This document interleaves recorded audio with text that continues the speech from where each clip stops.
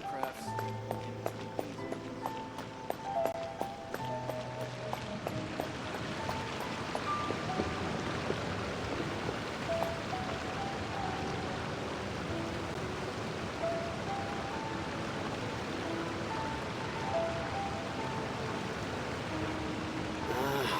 Why do new explorers make the same mistakes over and over again?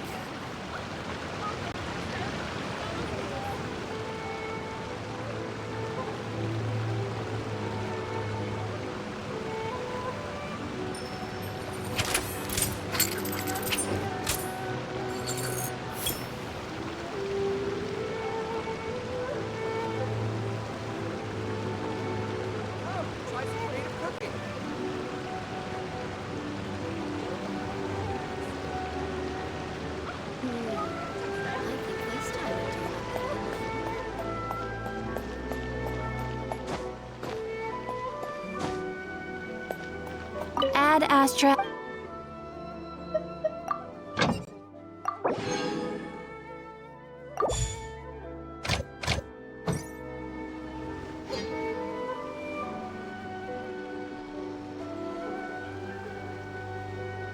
Ooh, you restaurant? That place isn't even worth mentioning.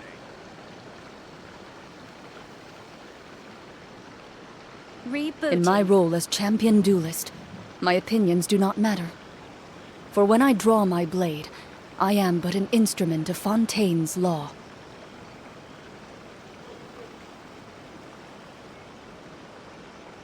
Come, try some creative cooking. Ooh, you restaurant? That place isn't even worth mentioning.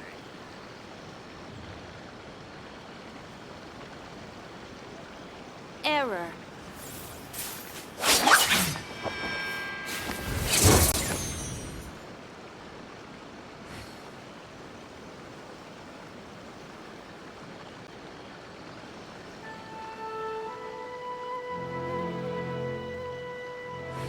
Come, try some creative cooking. Ooh, you restaurant? That place isn't even worth Why do new mentioning. explorers make the same mistakes over and over again?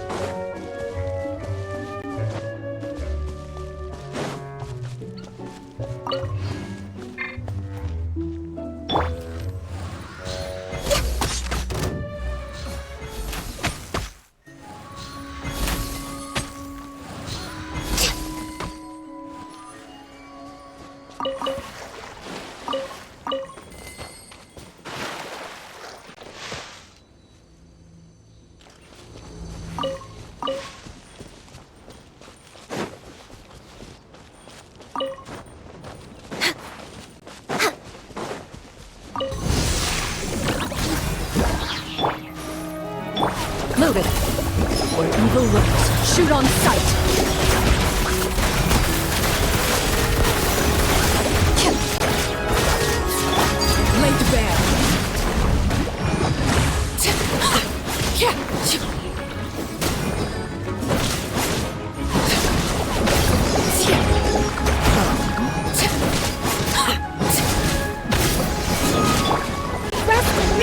Access denied.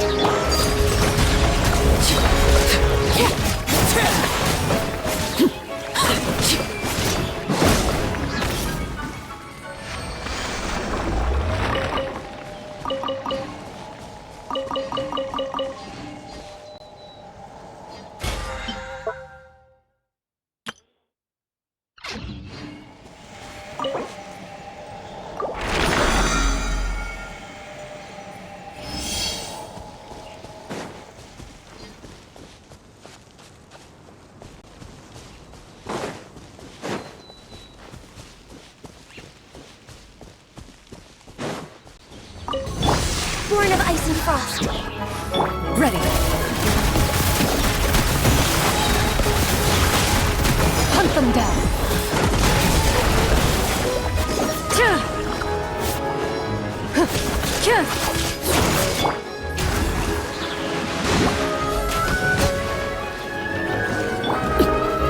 Transfixed.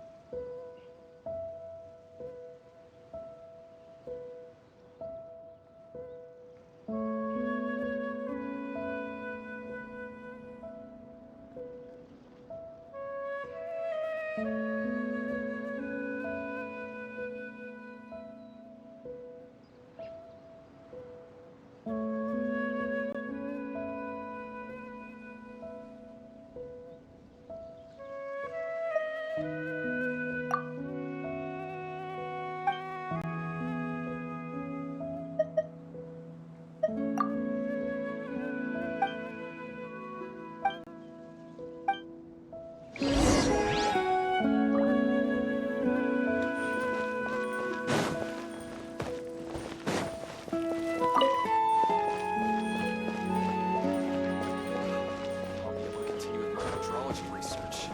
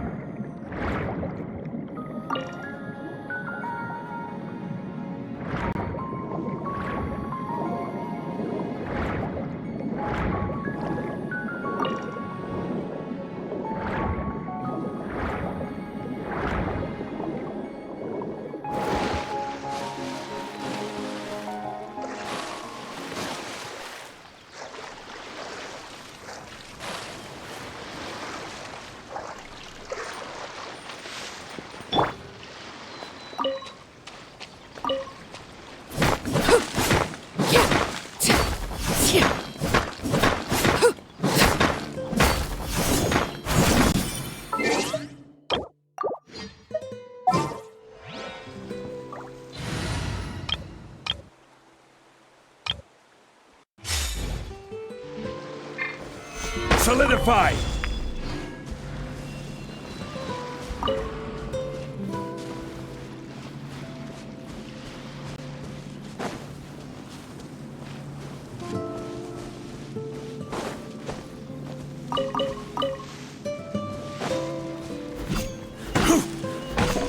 Yeah!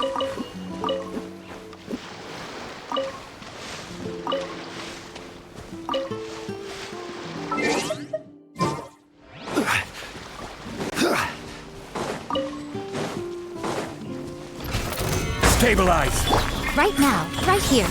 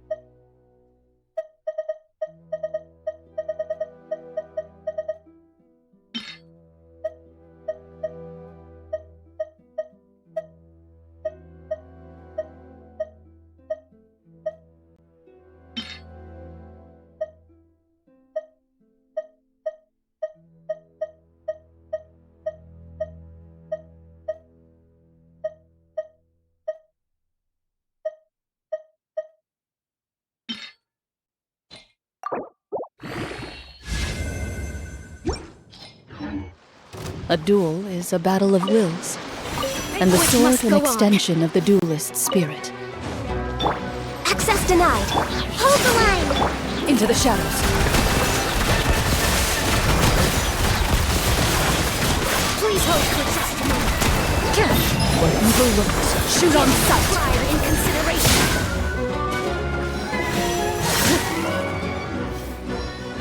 Apologies.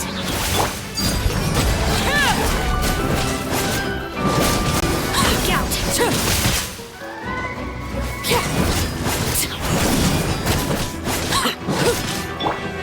No touching. Allow me. Ready.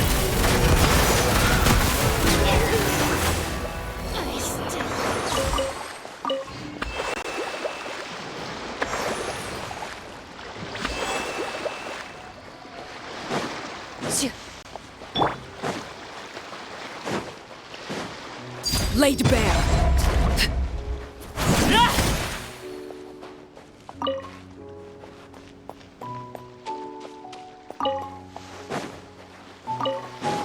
Ignorant and vulgar. This is where you fall. Overruled. Did I scare you?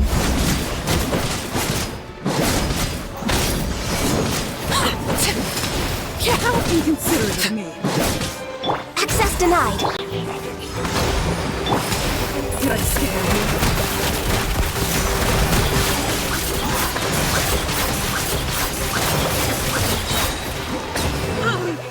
It's impossible.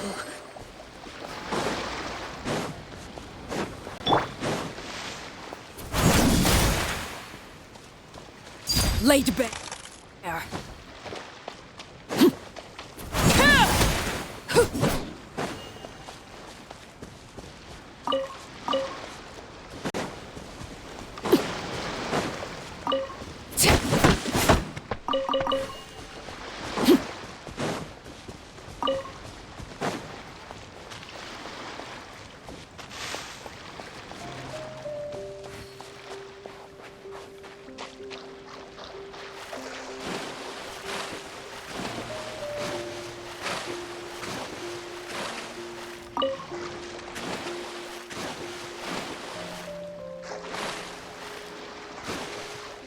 Transfixed!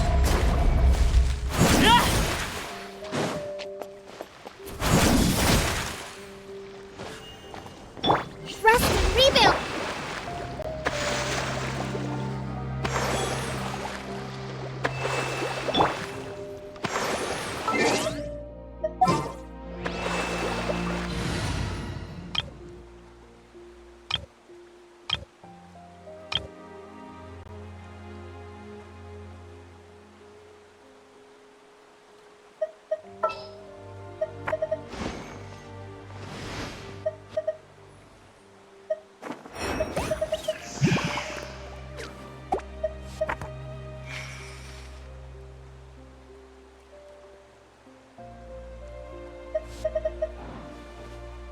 Are you going to hold a festival?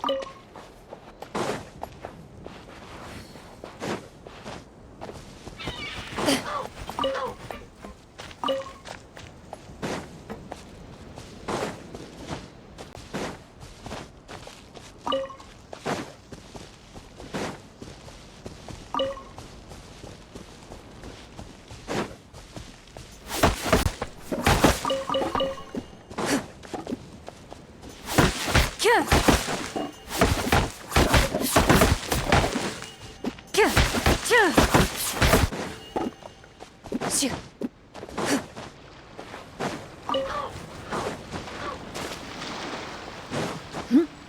Shoo.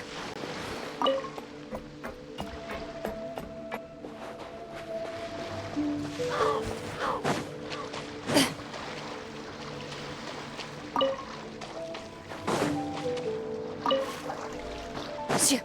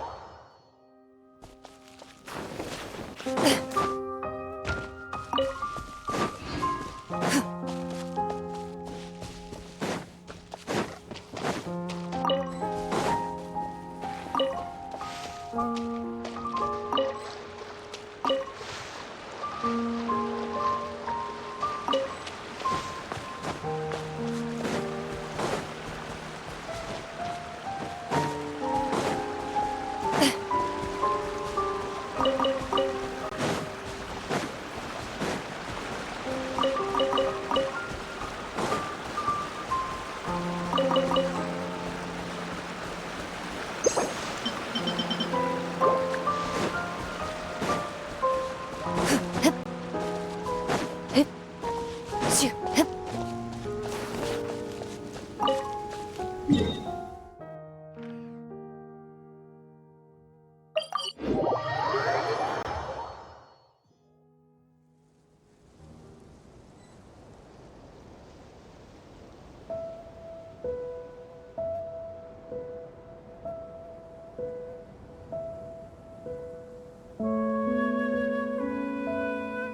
In my role as champion duelist, my opinions do not matter. For when I draw my blade, I am but an instrument of Fontaine's law.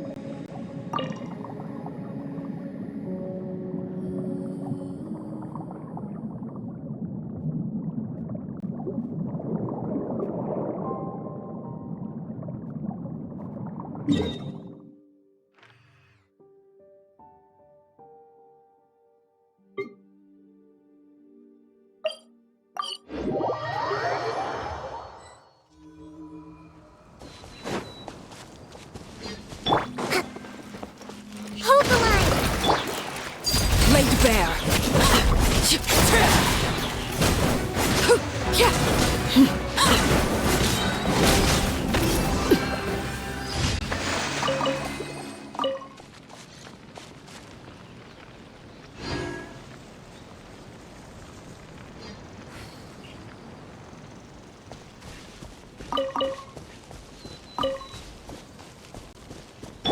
Allow me!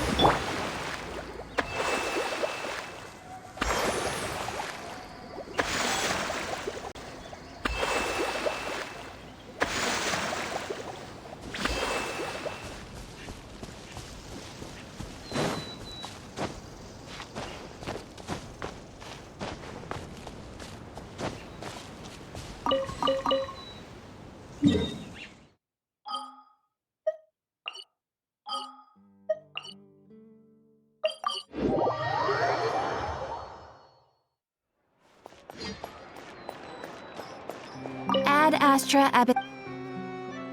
Thank you for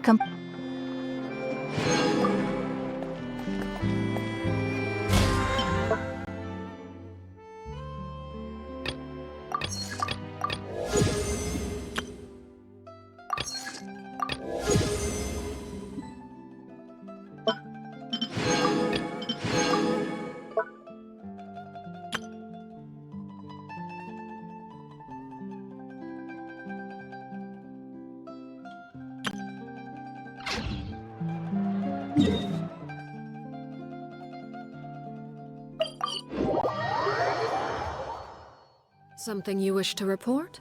Go.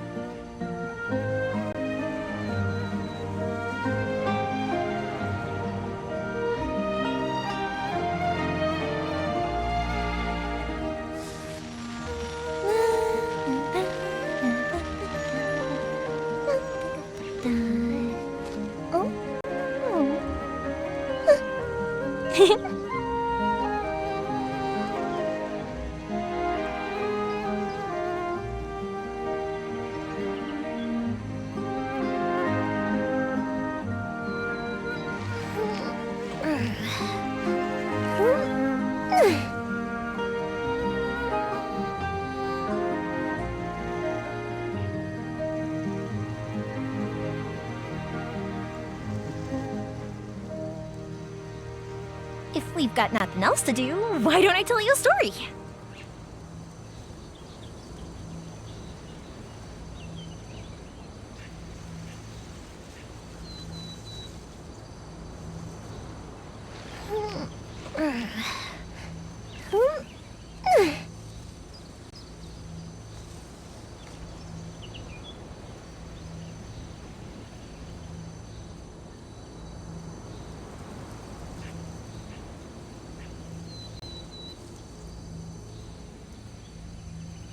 Fireworks are for now, but friends are forever.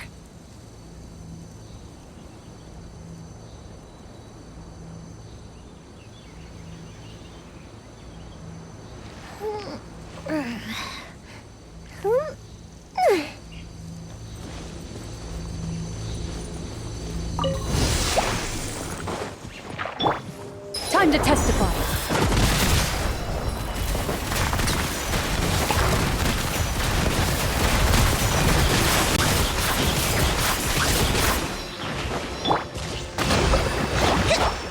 Fire hazard!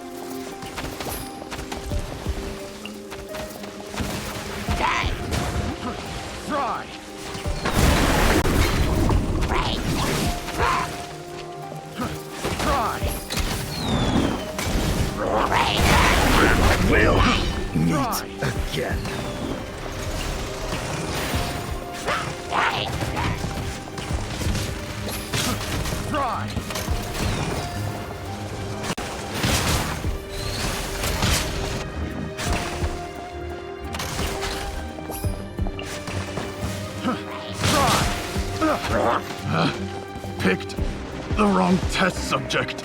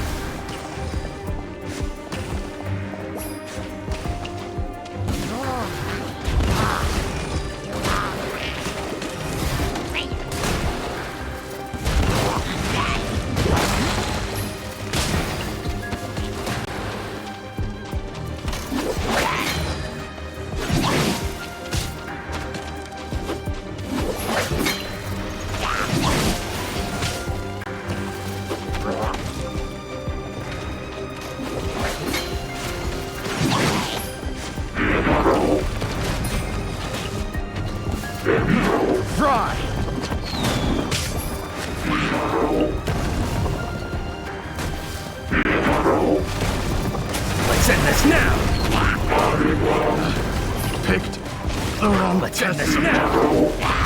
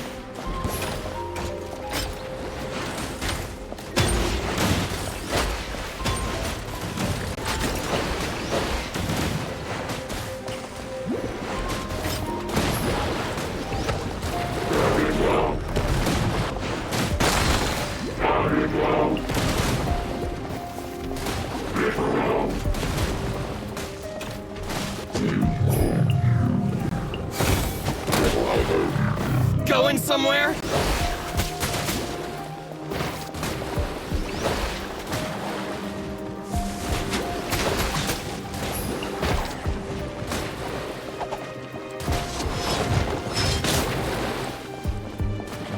Perfect distance!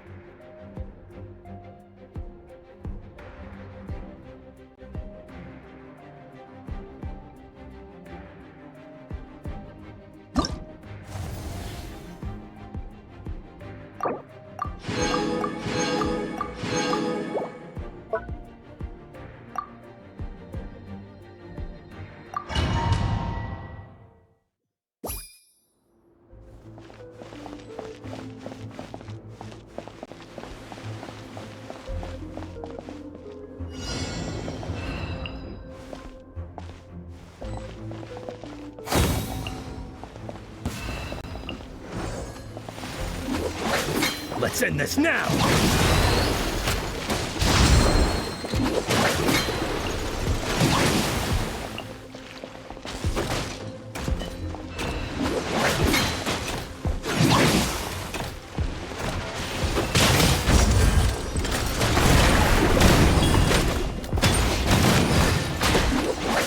Let's end this now!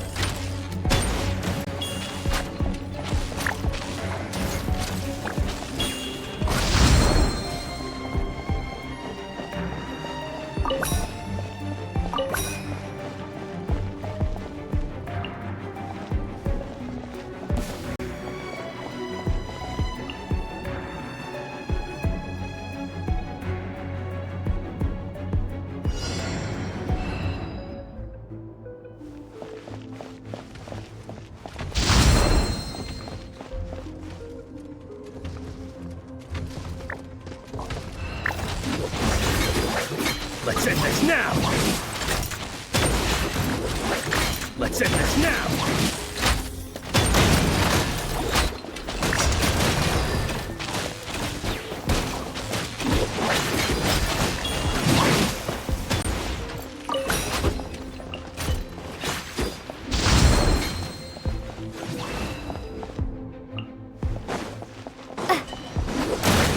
Let's end this now!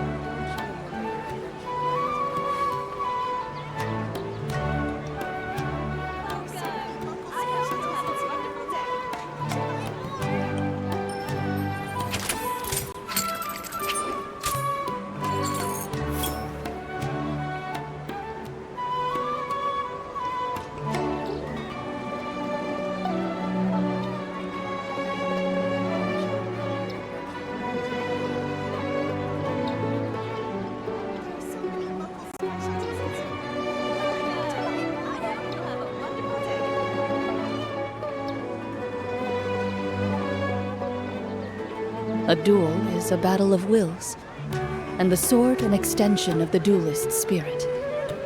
If your heart recoils in fear, then your sword may as well be in its scabbard, because you will not wield it effectively against your foe.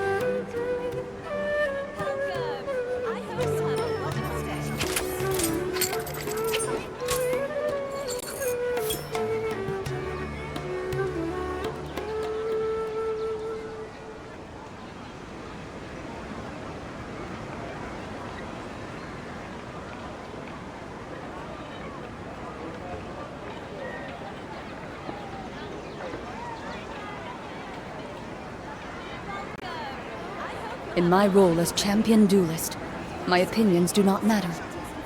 For when I draw my blade, I am but an instrument of Fontaine's law.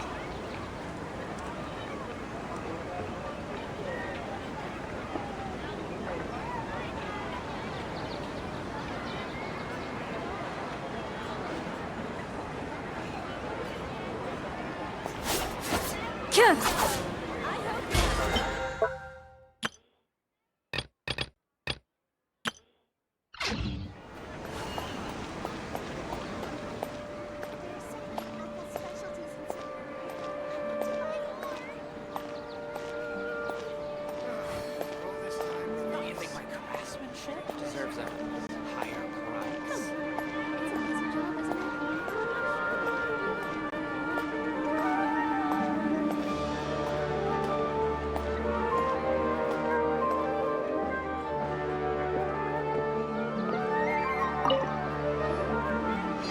Perfect. It's you two. I have a commission here that has your names written all over it. In fact, I'd even go so far as to say you're the only ones for the job.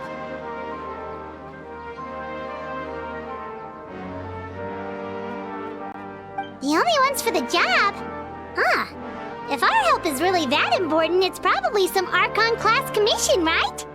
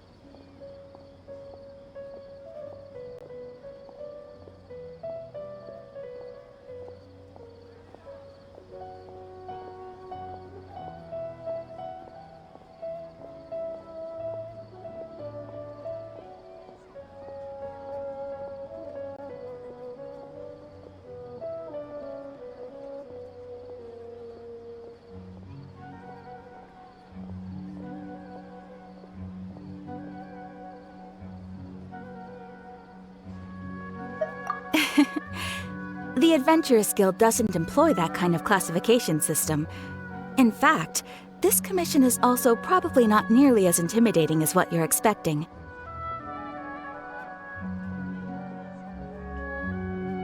All it asks us to do is to find a missing person.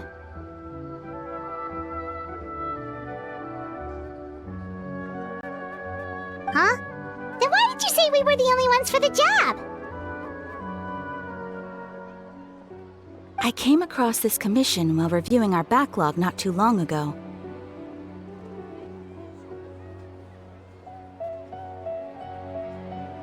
It seems simple, but our records indicate that over a dozen successive efforts to complete it have all ended in failure, despite attempts by several accomplished and renowned adventurers. With the reputation of the Adventurers Guild and the performance of the Sumeru branch at stake, it's in our best interest to assign this commission to the adventurer with the highest completion rate over the past few years. Well, that's us for sure. All I'm asking is for you to give it your best shot.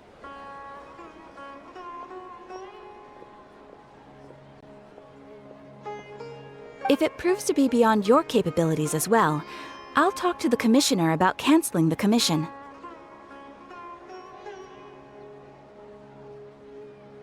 Okay, so who are we looking for? And what is it about this commission that's made it so hard to complete?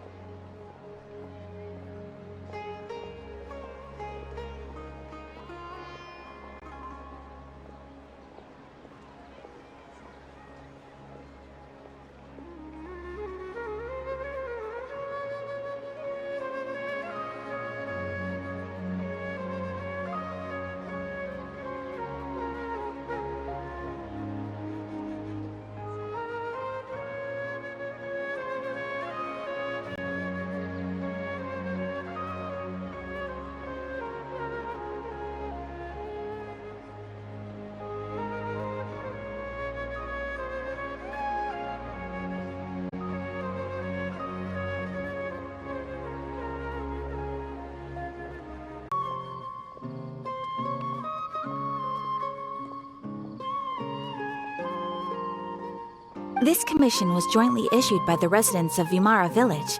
They say one of their own villagers has gone missing.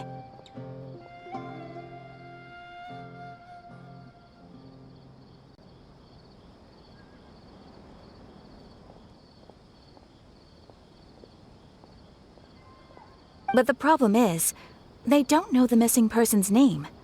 They can only provide information about his general appearance.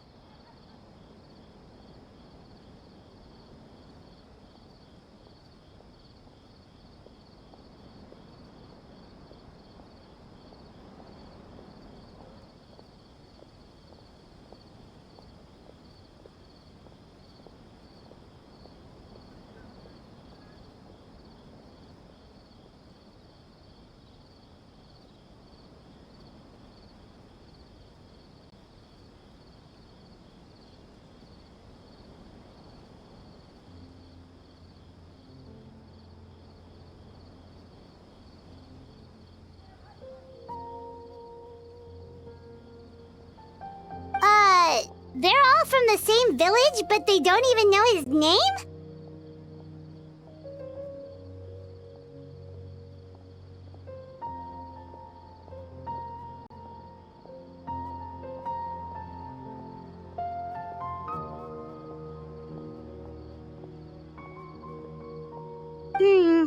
If so many adventurers have failed to complete this commission, maybe this missing villager doesn't exist at all.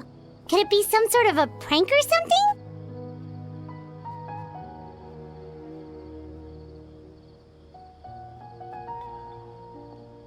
Unlikely. Several villagers came by to issue the commission, and judging by their appearance and tone of voice, they seemed incredibly sincere. It certainly didn't seem like a joke to them.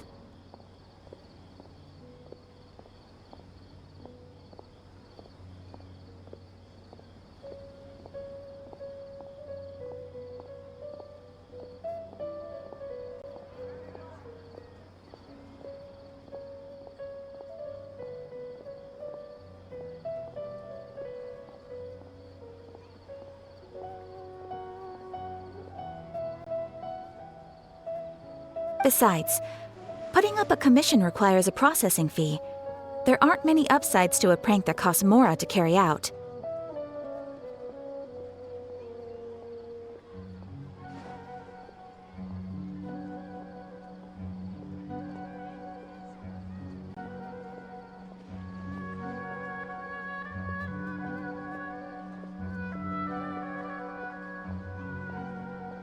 In any case, it would probably be best to go to Vimara village and ask around first. The Adventurers Guild does have some information on hand, but I would say anything you can learn directly from the villagers would be far more reliable. The best way to avoid misdirection is to go to the source.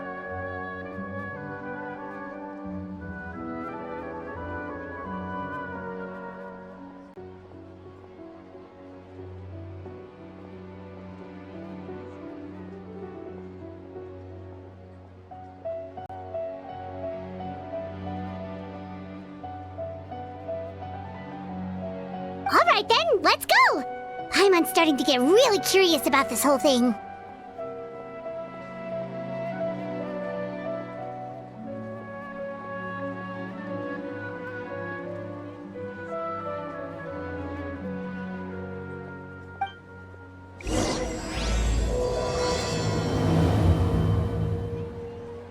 It's called being a freelancer.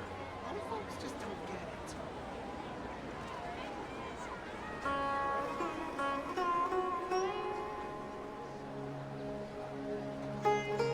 Don't you think my craftsmanship deserves a higher price? Come on, it's an easy job, isn't it? Surely you can give me a deal. It's called being a freelancer.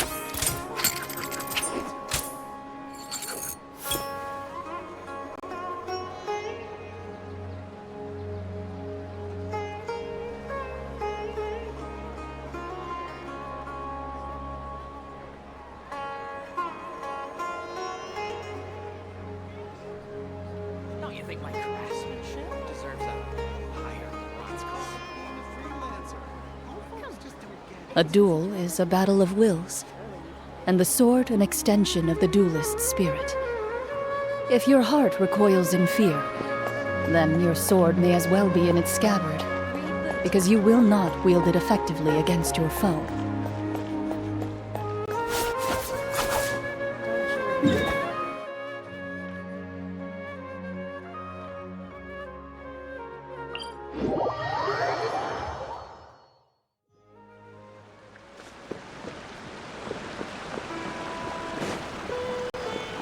We made it to Vimara village! Why don't we talk to some of the villagers to learn a little bit more about the missing guy? If this commission is really as challenging as Catherine made it out to be, we're gonna need to carry out a very detailed investigation.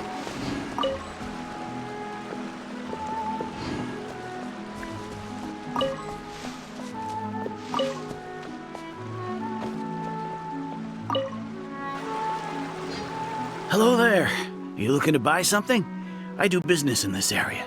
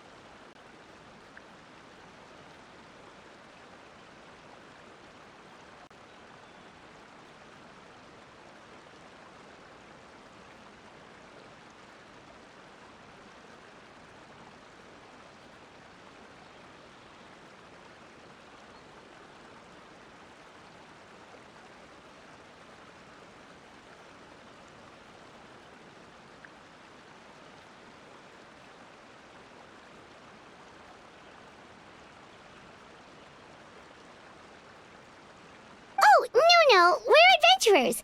Catherine sent us to look into a commission here in Vermara Village.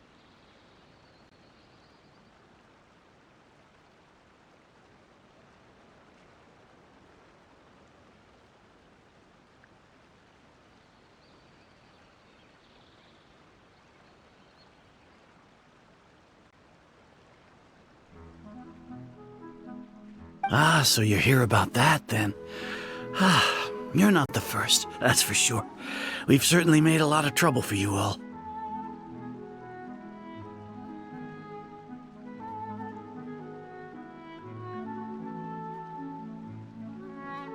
To be honest, we aren't holding out much hope.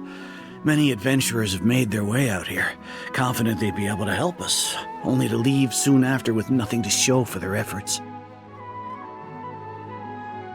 We've pretty much had it up to here in questions, and the area around the village has practically been overturned in search of clues, but no one has been able to make any headway.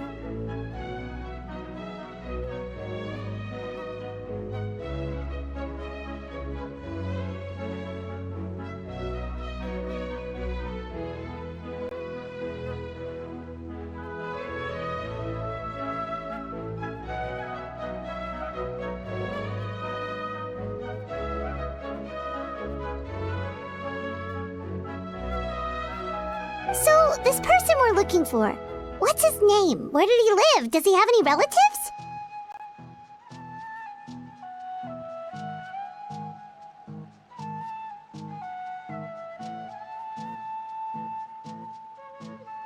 I don't know. I really have no clue. I couldn't tell you. Okay, guess you are really sick of answering questions.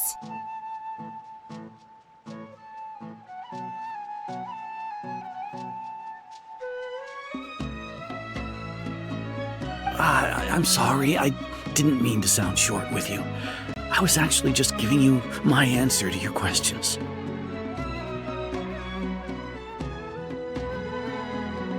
I know it may seem like we don't have anything to offer by way of information, but I promise you, we all have a very strong impression of him. When you live in the same village as someone, you develop a lot of memories together, you know? We just don't know the specifics. Maybe we did at one point, but that information is long gone by now.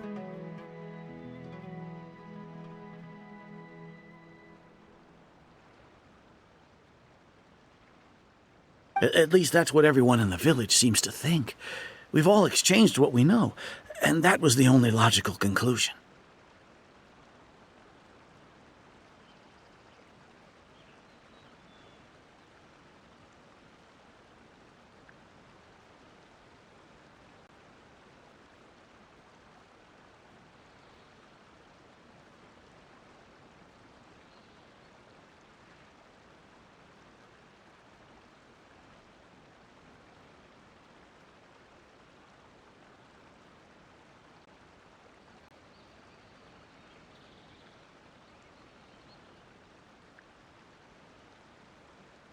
Alright, specifics aside then, what kind of person was he? Young guy, in his early 20s probably. Incredibly kind sort of person, always willing to lend a helping hand.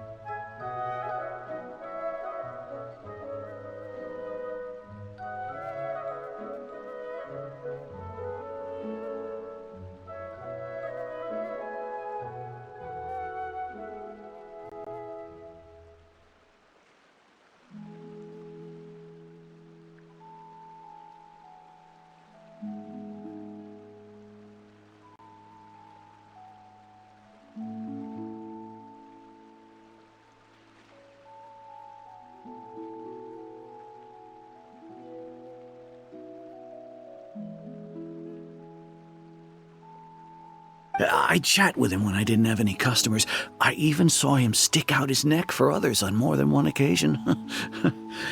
Very interesting guy, that one.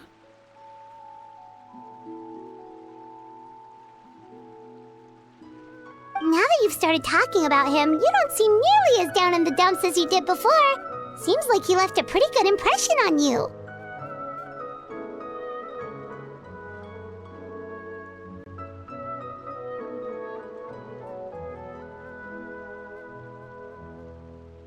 But of course, everyone in the village is pretty fond of him.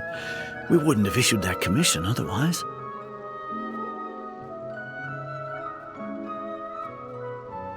There aren't many young people like him nowadays, so genuine and pure.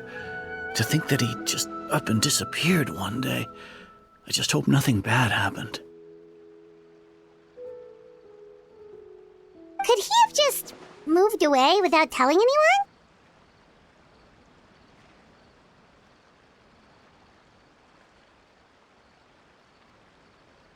No, he's not the type to leave without saying goodbye.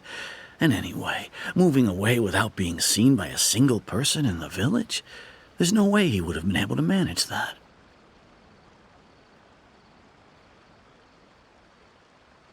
Huh. Alright, thanks for the information. We're gonna go ask around some more.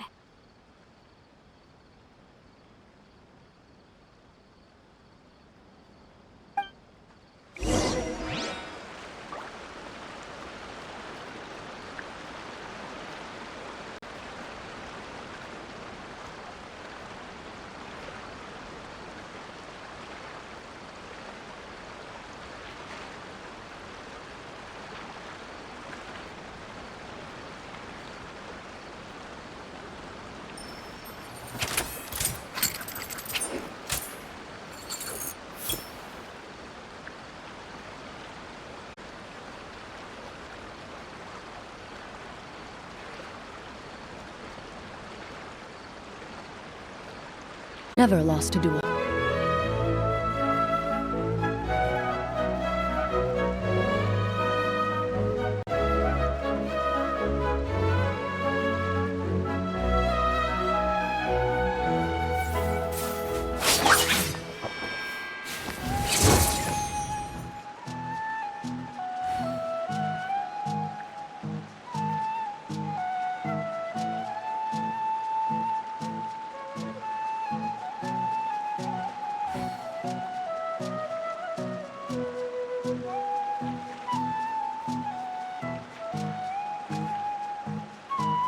A duel is a battle of wills, and the sword an extension of the duelist's spirit.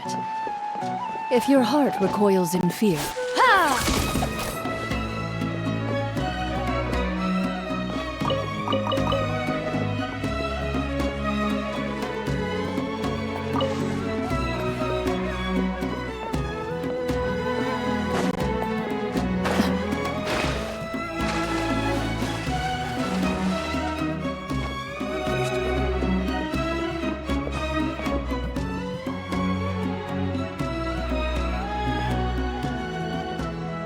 It's the guests I hear.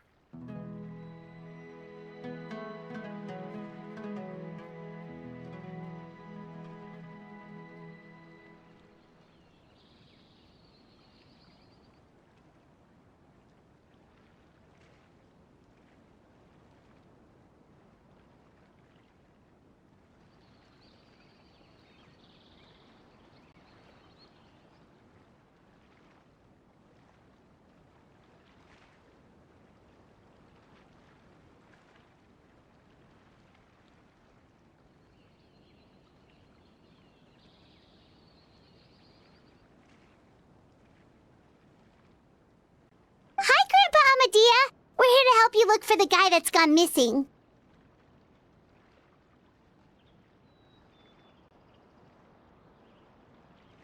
Ah, so that's what brings you to these parts. Coming all this way for our sake. That's so very kind of you. With your help, I trust that young man's case is in good hands.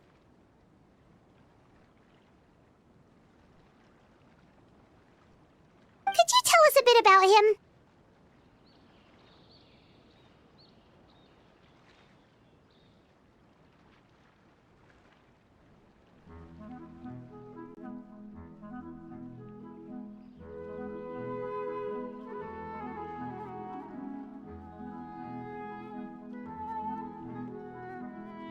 Of course. I'm happy to help any way I can.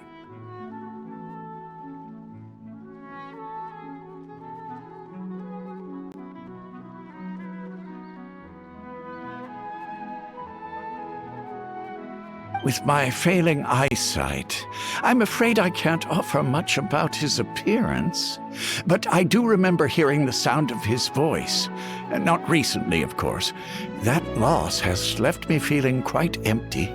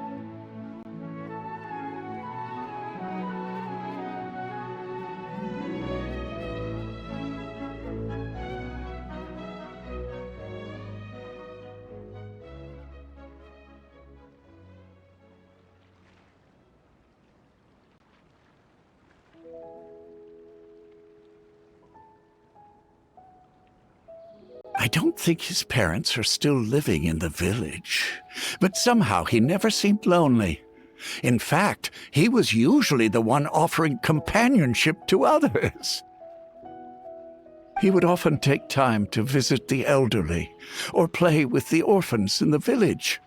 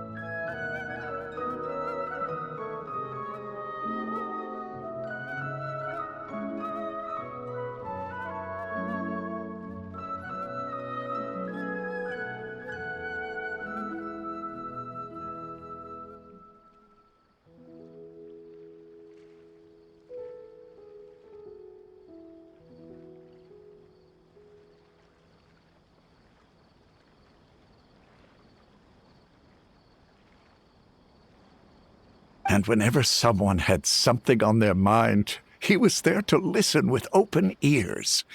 He always knew just what to say. As the village chief, I owe him many thanks. Helping villagers navigate difficult moments in their lives should have been one of my responsibilities, but he was often the one rising to the occasion.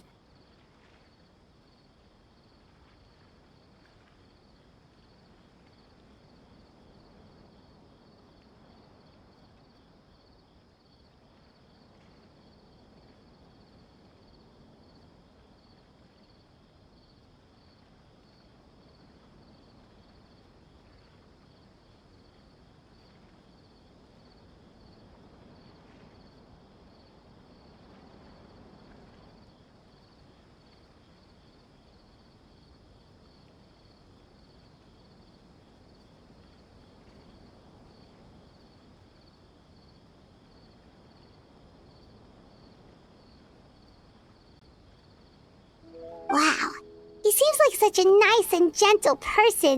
No wonder his disappearance affected you all so much.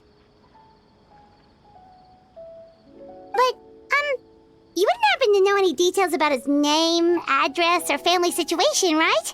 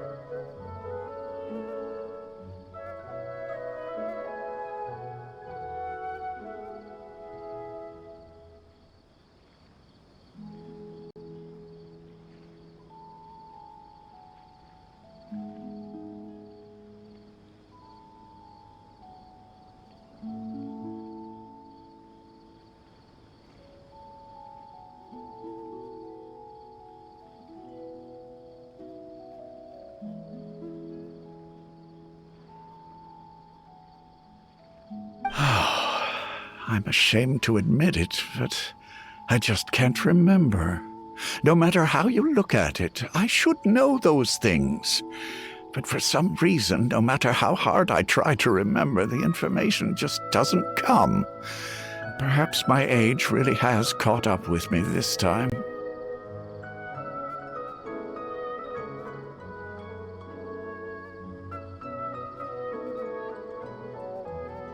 It's okay. There's no need to force yourself to try and remember.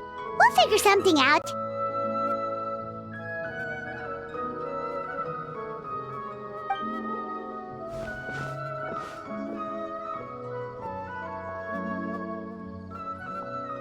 Well, Traveler, what do you think?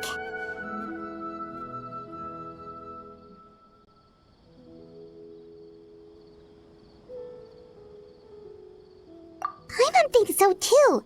Like, the name thing. It's so weird that no one remembers his name.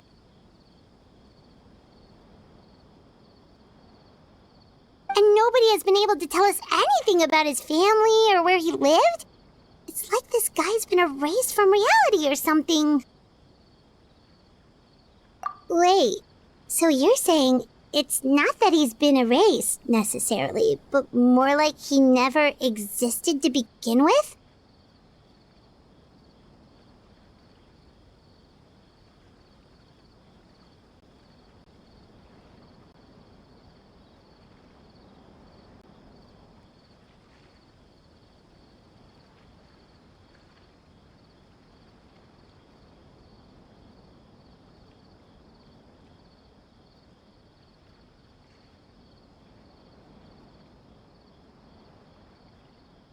Okay, Paimon's gonna need some time to process that one.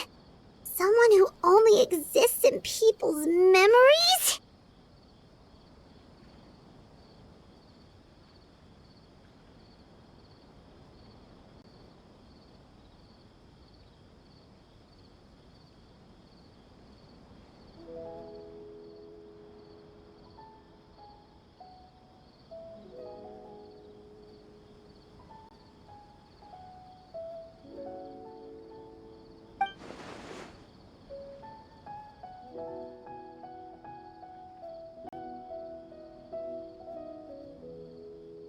You two are the adventurers who just arrived, right?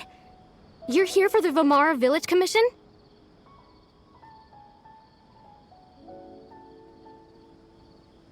Yep, sure are.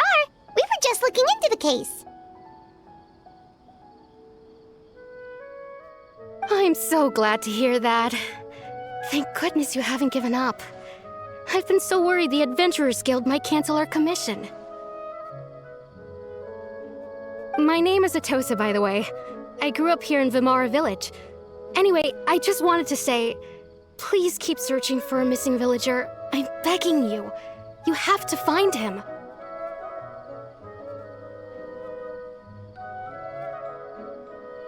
Yeah, no need to worry. We'll give it our best shot. So, were you close to the missing villager? Are there any leads you can give us?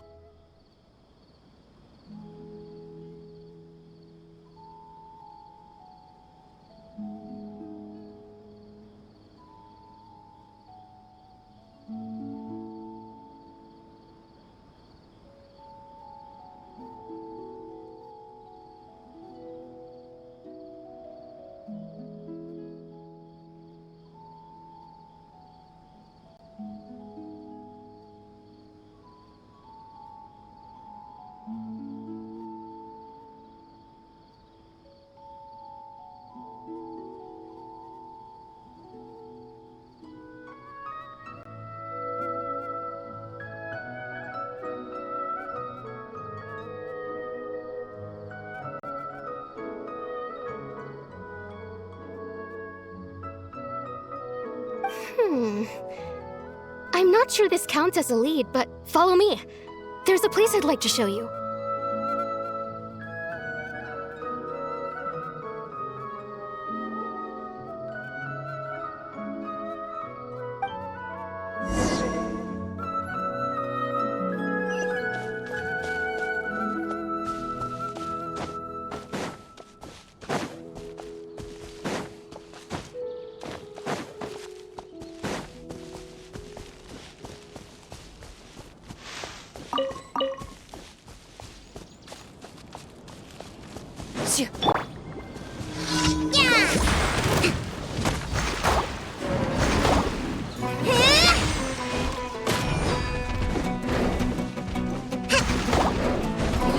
Uphill battle!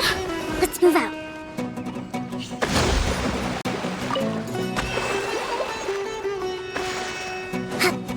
Let's move out.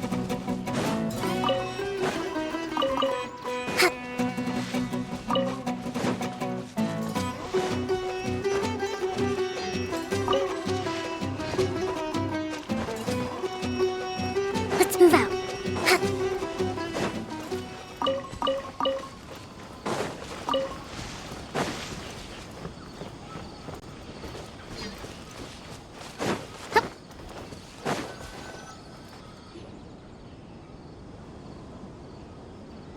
Is this the place? Under this tree?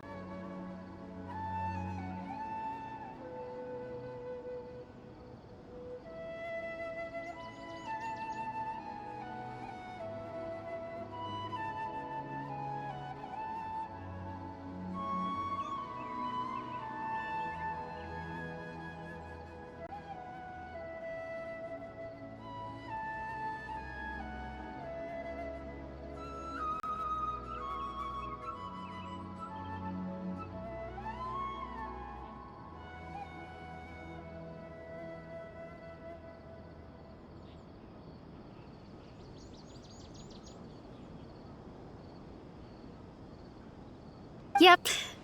I know it doesn't look like much, but this place is very meaningful to me. It's so full of memories.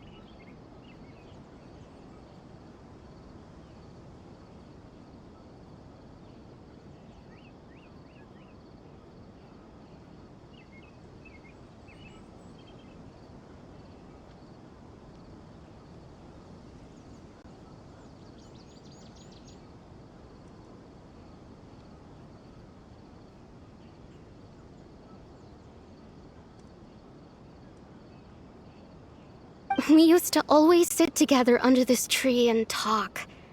Sometimes we would look up at the clouds in the sky, or stop to feel the wind against our skin. We could sit there for hours at a time, never realizing how long it had been.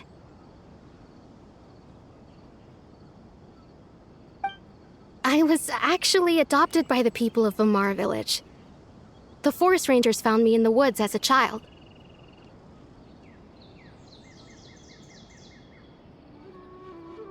I was surrounded by such good people, and growing up in the village was so lively. Still, there were times when I couldn't help but feel incredibly alone.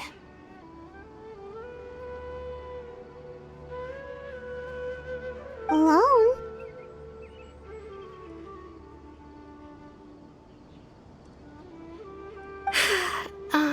How should I put it? When something's bothering you, or when you have good news to share, you always want to talk about it with somebody. But for the longest time, I didn't know who I could talk to, or if I should say anything at all.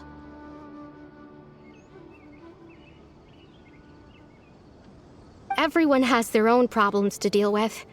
Even if I might want to confide in others, I don't want to become a burden.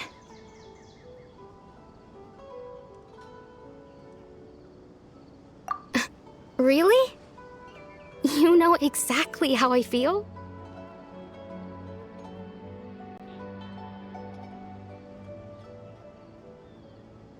Aww.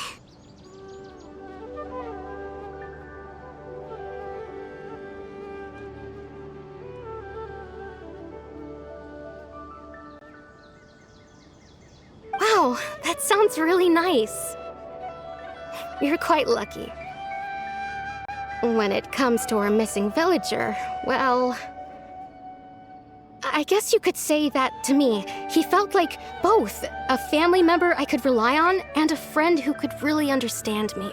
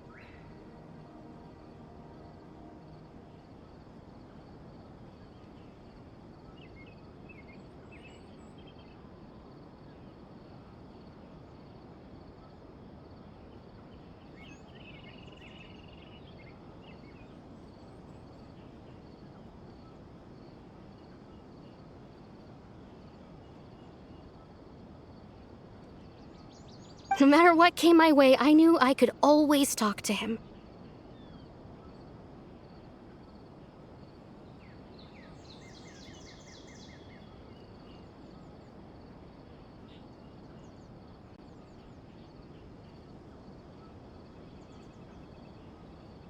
He was so thoughtful and pure, and patient, too.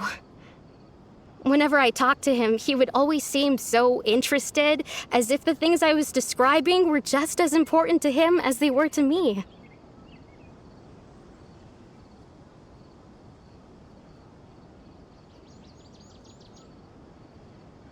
Ever since he disappeared, there's been so much I wanted to tell him.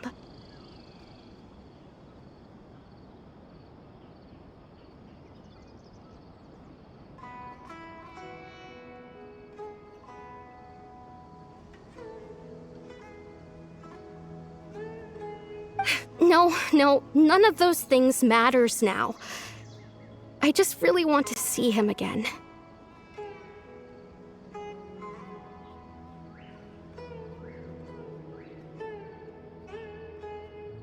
Wow, you two must have been really close.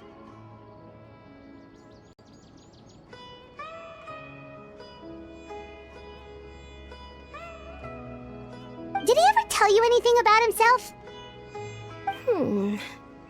He mostly just talked about interesting things he saw around the village. He'd share a lot of his own wild ideas as well. Oh, right! I did ask him about his parents once. But all he said was, they're not here anymore.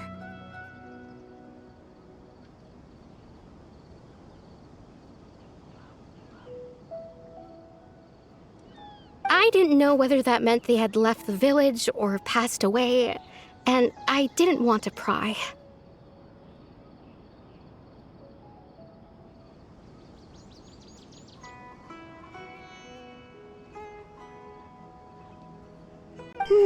Still not much to go off of.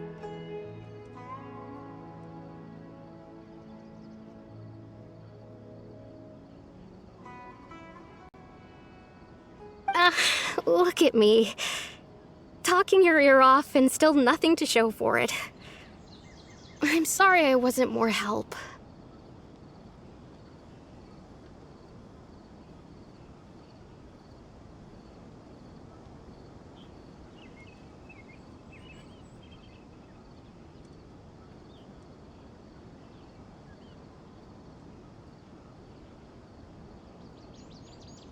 The last time I talked this much in one go was when we were still together.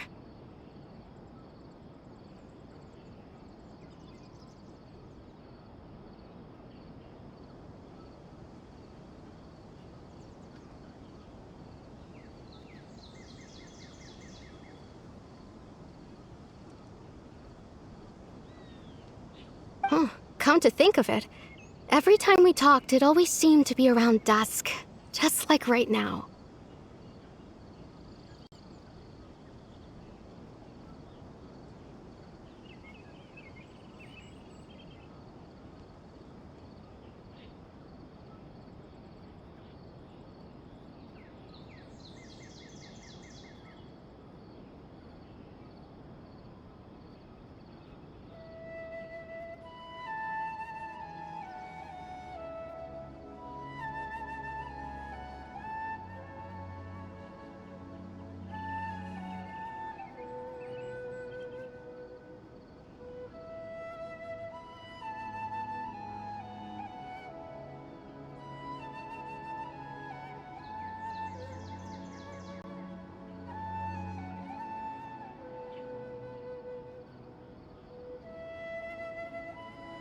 Time always passed by really slowly.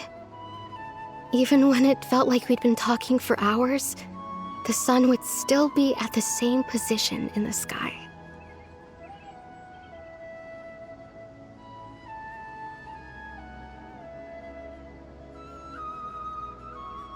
Well, time always seems to pass slower when you're relaxed, right? What's wrong, Traveler?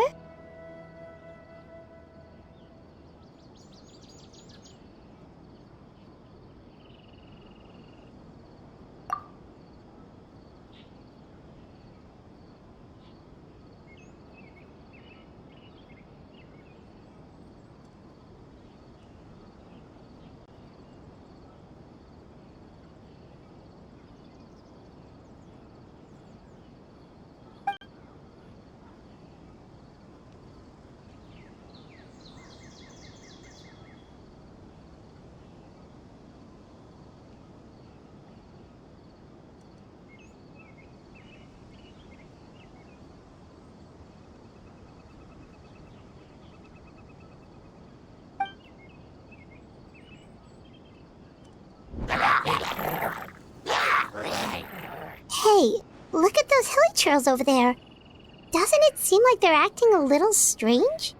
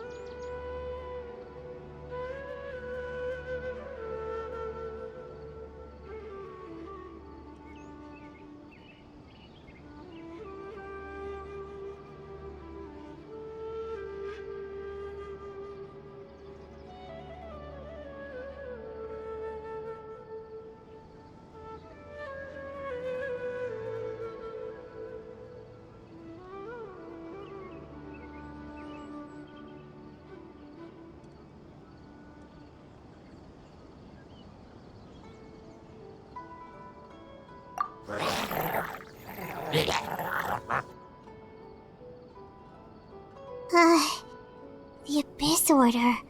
Could they be the ones behind all of this?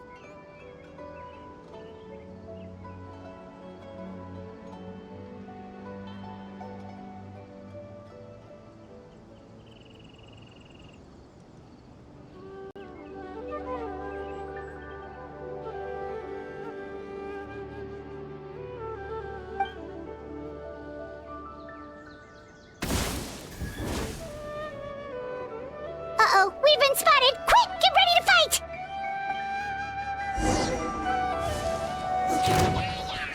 Let's move out.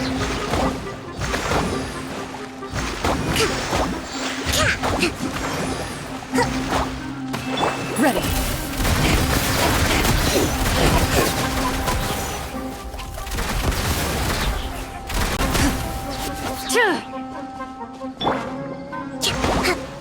Let's move out. Allow me! Time for a light show!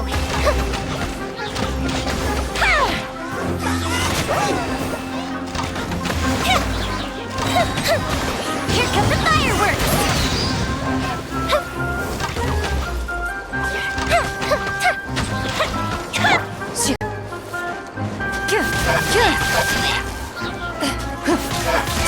Load 'em.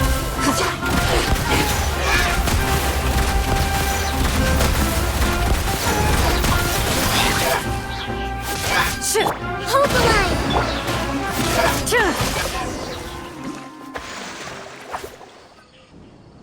Thank you so much. I wasn't expecting monsters to show up. If you hadn't been here, I'm not sure what I would have done. It was no trouble.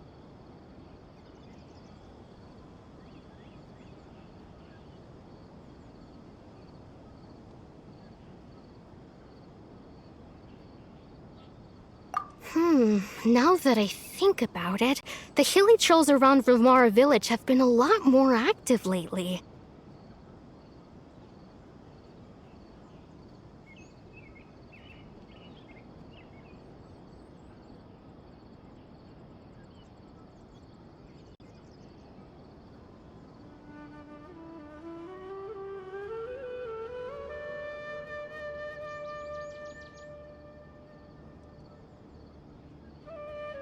They seem agitated and would often attack anything in sight. Chief Amadea doesn't allow the children to play in the area around the village anymore.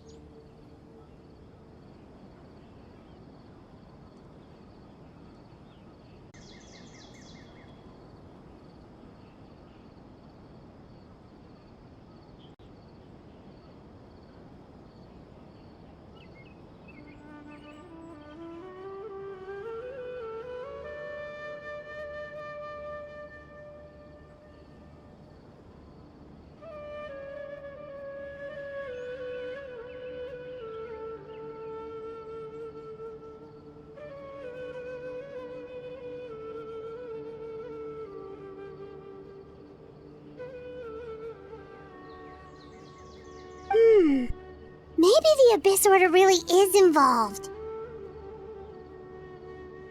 Well, we should head back and check out the situation in Vimara Village just in case. If the Abyss Order is plotting something that could spell trouble for the villagers.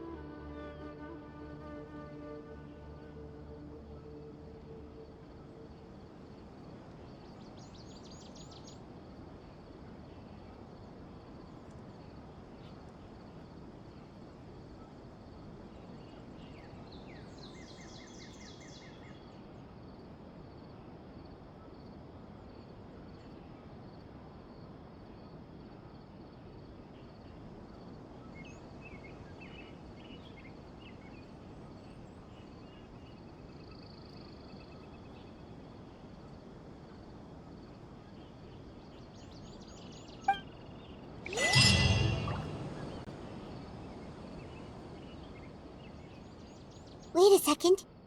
The person... It's Dainsleif!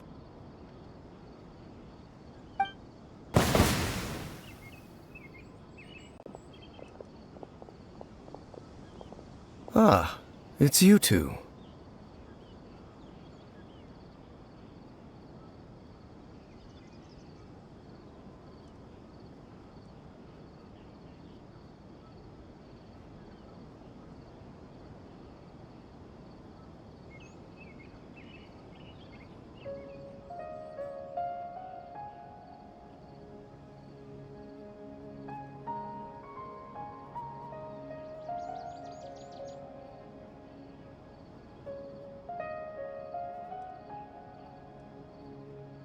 Oh, a friend of yours?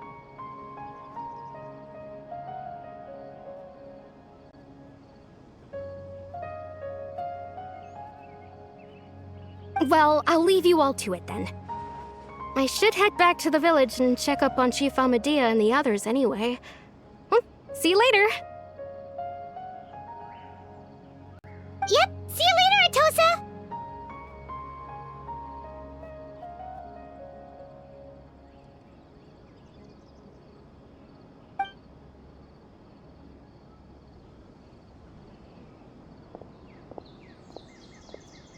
Why do you always have to pop up out of nowhere like that? Is it your life's mission to jump scare us or something?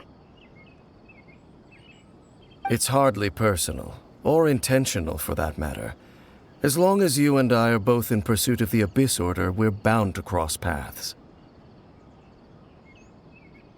Ah, so you're here to investigate the Abyss Order then.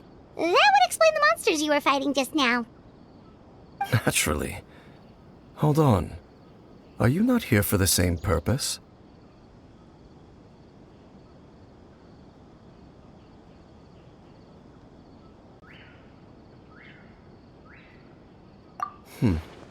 No matter. It may have taken you a while to catch on, but I'm sure you've also realized by now that there's something strange about this place. The Abyss Order is most certainly planning something in this area. Or worse, their plan could already be in motion. So you think the Abyss Order is behind the hilly trail activity in the area?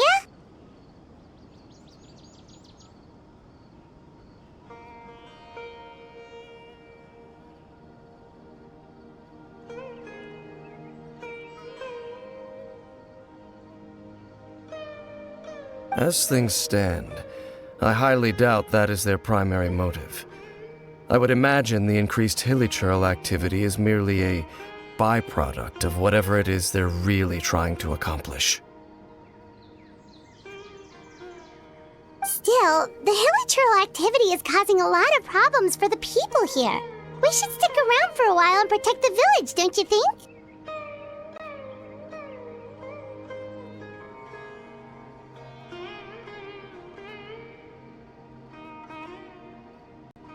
The best way to protect them is by figuring out what the Abyss Order is truly planning. That is how we prevent further tragedy. And you shall have them. I never intended to hide anything from you.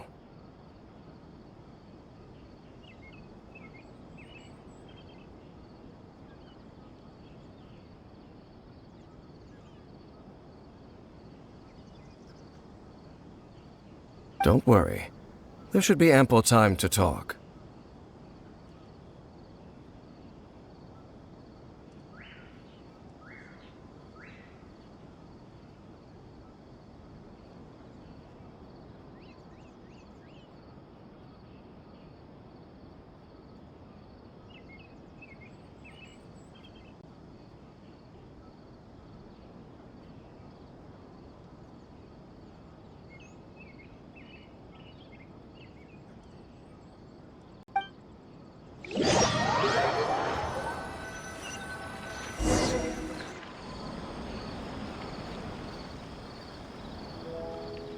Ah, so that was the commission that brought you here to Vimara Village.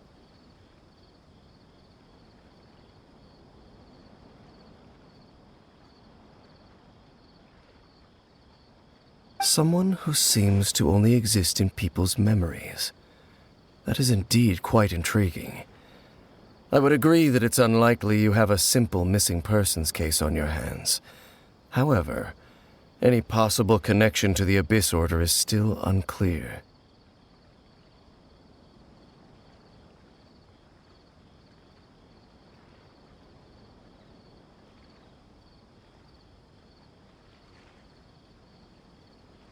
It appears all we have by way of clues is increased hilly trail activity, and that is certainly not much to go off of. Right! That mysterious voice she heard in her brother's memory. The one who called himself a sinner. Who is he?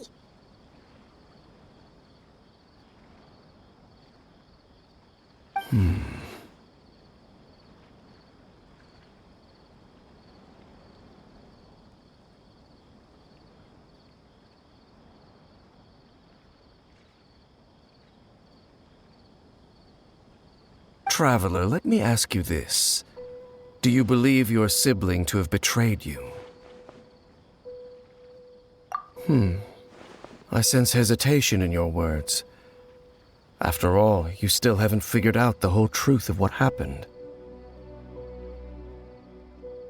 There's still hope for the two of you to reconcile. Irreparable damage has not yet been done.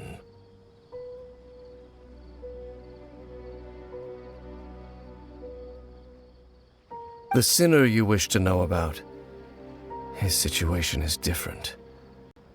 He and his fellow sinners have long betrayed me, and long betrayed their nation.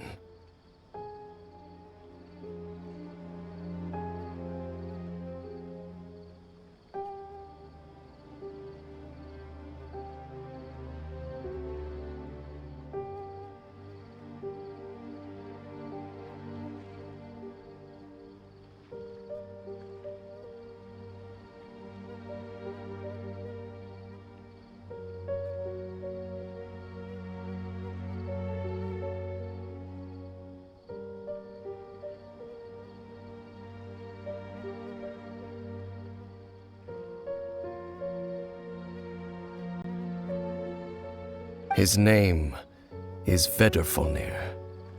the Visionary.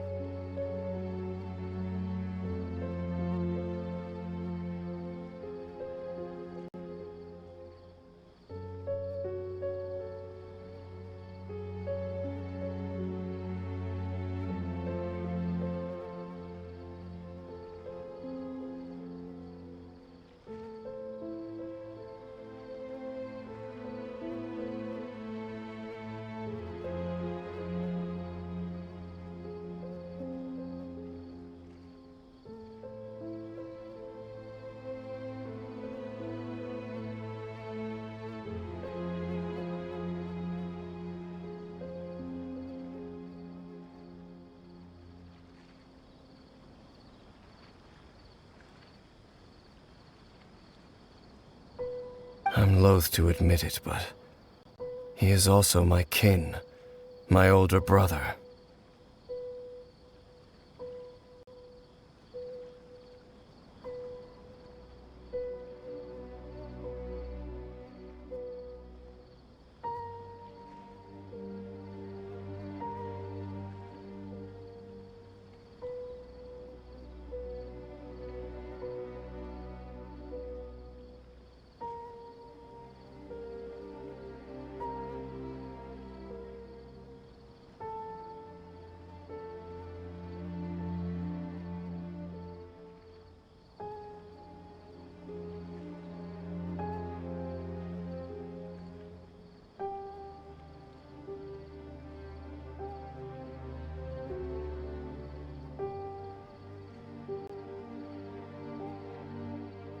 Your brother?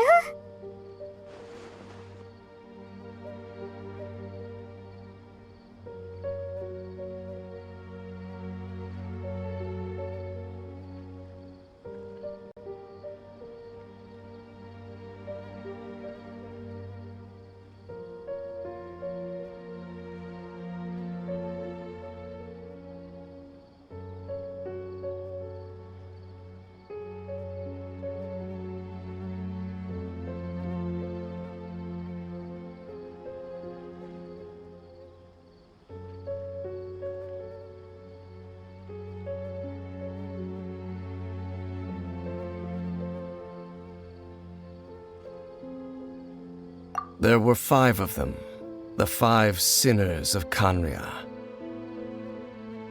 The wise Roptatir, the visionary Vedderfolnir, Gold Rhine-daughter, the foul Sertologi, and Rehir of Solnari, Rerir. No matter how eroded my memory may become, I will never forget their names. One day, I shall have my vengeance. Wait, some of those names sound really familiar. Rhine-daughter is the one who created Albedo. Sertologi is Skirk's master. And the one we just learned about, Dane's brother, Vedderfolnir.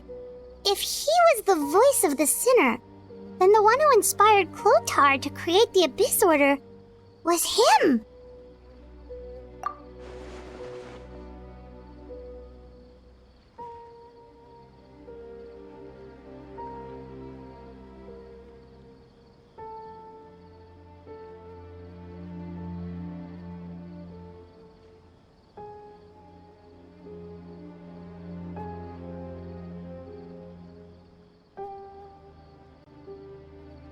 They were once people of great esteem in Canria, those who carried the hopes of the nation.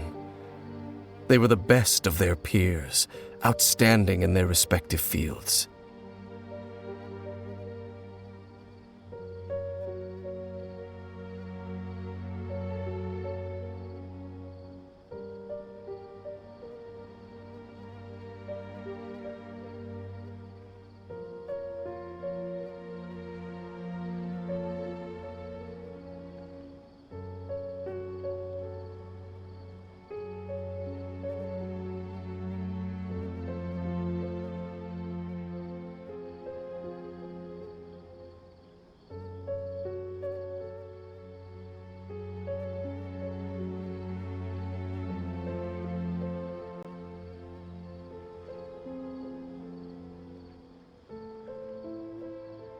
6 of us. Together. We should have been the ones to prevent the disaster. The ones to stop the Vinster King from continuing to rock the foundation of the world.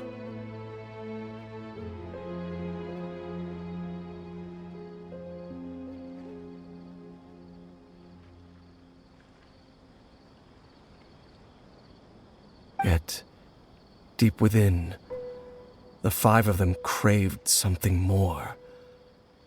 They could not resist the call of the Abyss, and divided among themselves a power that could destroy the world.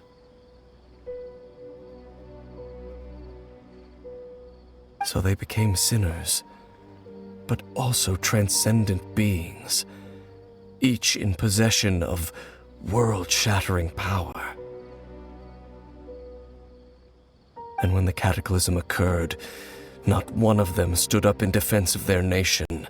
Not one came forward to prevent the tragedy, and for that, they shall never have my forgiveness. Indeed, if they are not stopped, the day is sure to come when they will also betray the entire world. Of course, as I said, I never intended to hide anything from you. So, Dane, what have you been looking into all this time?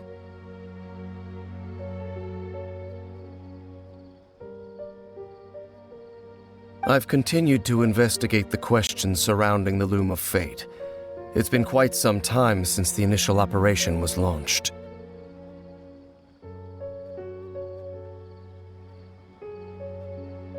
By retrieving the eye of the first field tiller, we were able to stop part of their plan from coming to fruition. Oh, Paimon remembers! Weren't they going to use it to corrupt Docile and make a god or something?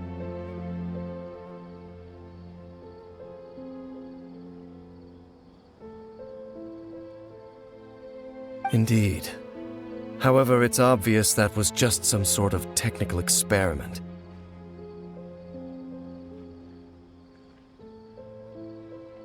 The eye was integral to their plan, yet somehow, despite failing to obtain it, they've skipped the experimental phase and found some other way to keep moving forward.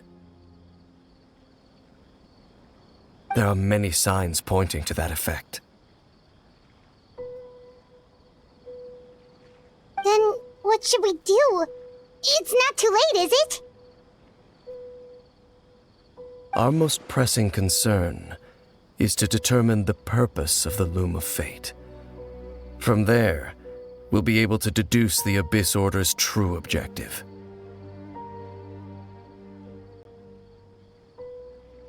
Based on the intel I've gathered so far, I suspect the Loom of Fate is related to the ley lines in some way. The ley lines?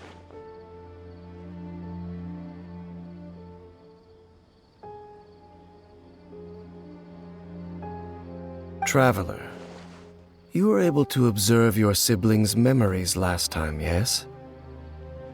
I believe that was due to the fact that the ley lines in that area were unstable.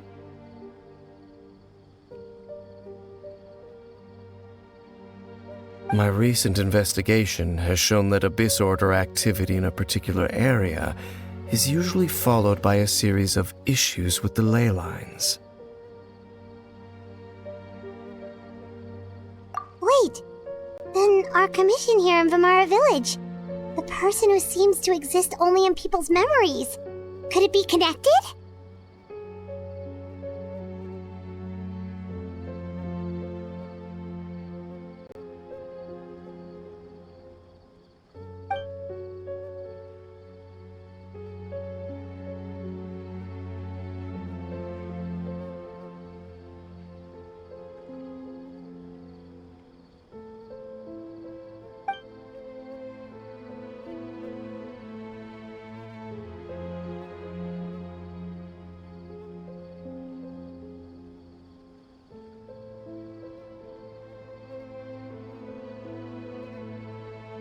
It's certainly possible.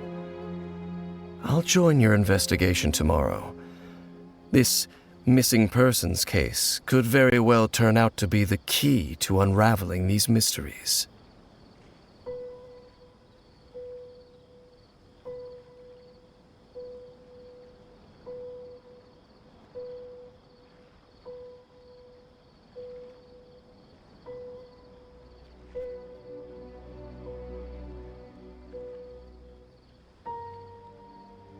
Well, if we're teaming up with Dane again, we're gonna need all the energy we can get. Let's try investigating somewhere a little further away tomorrow.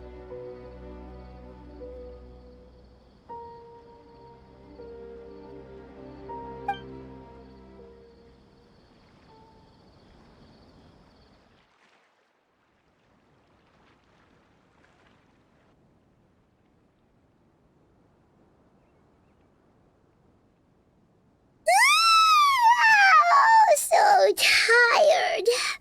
Paimon used way too much brain juice yesterday. It's all Dane's fault saying all that complicated stuff.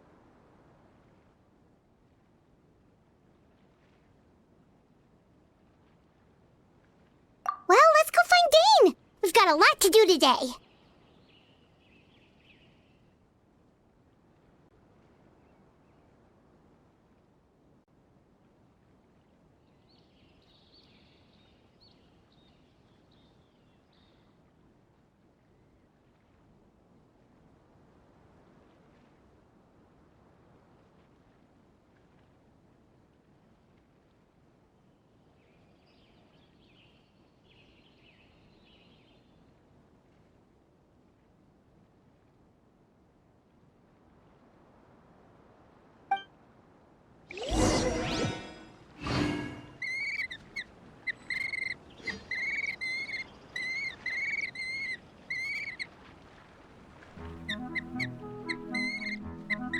This is such a great place for a vacation.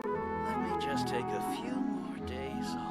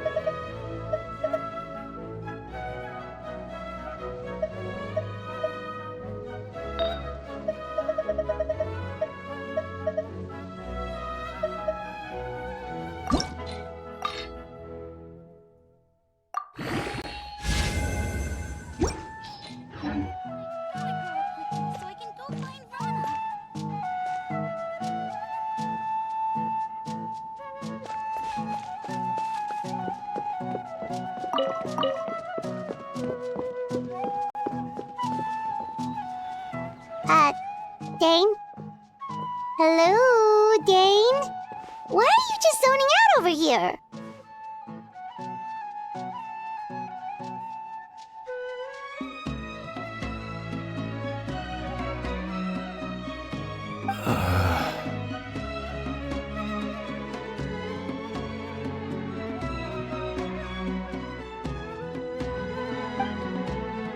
Did something happen?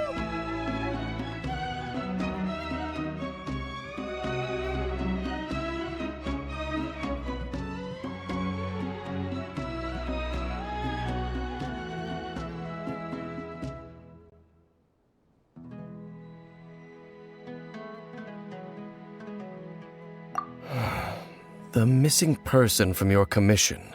Could you describe them to me? Oh,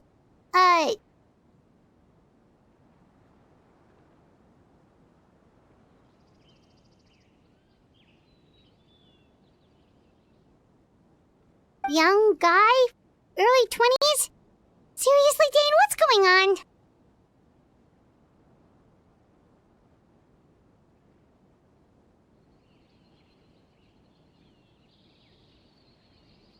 There appear to be certain memories in my mind that weren't there before.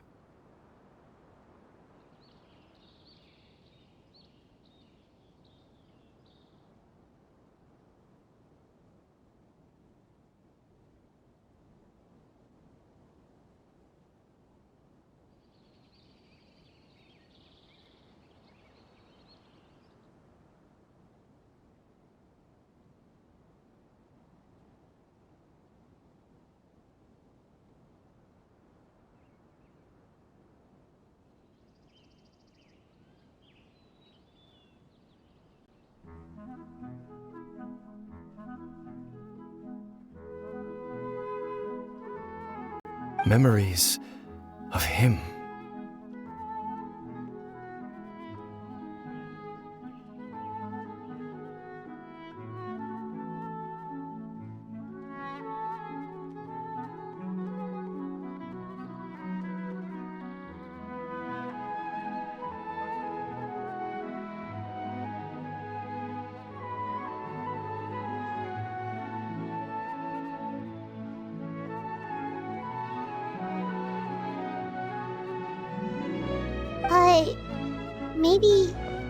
Maybe we just talked too much about him yesterday and you had a weird dream or something? No, it wasn't a dream. They're memories. Memories that suddenly appeared in my mind after I woke up.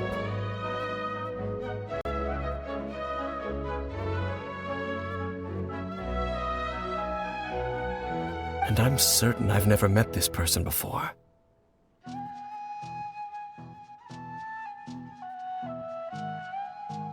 I remember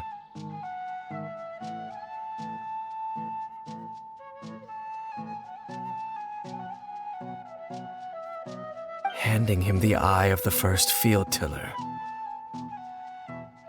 What?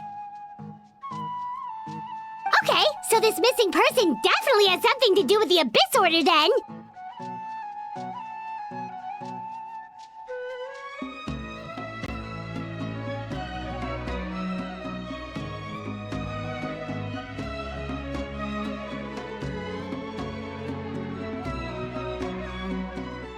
Indeed.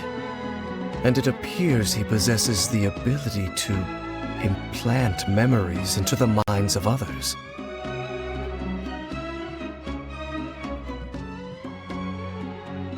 Wait then. All the memories the villagers have of him, could they be fake too? Maybe they never knew him at all.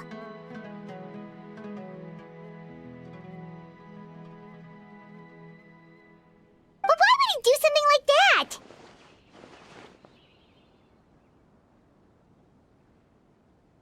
Whatever the Abyss Order is planning, an important truth has been revealed to us this morning.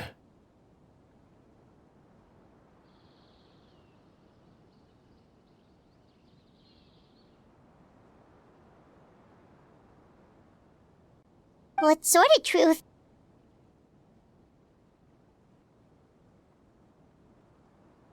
That their goal is still to obtain the eye of the first field tiller. They haven't stopped searching for it.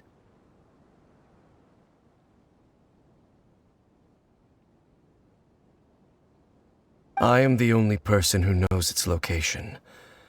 Perhaps implanting that particular memory was an attempt to interfere with my mind in some way.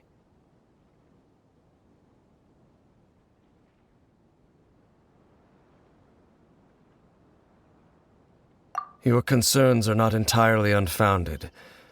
I don't believe the Abyss Order is capable of altering reality like that just yet.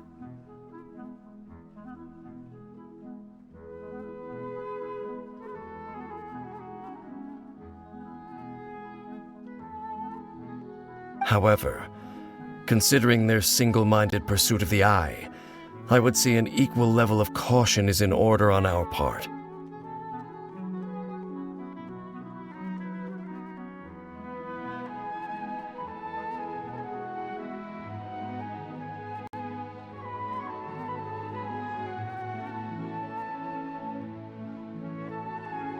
come with me. We must check whether the eye is still in our possession.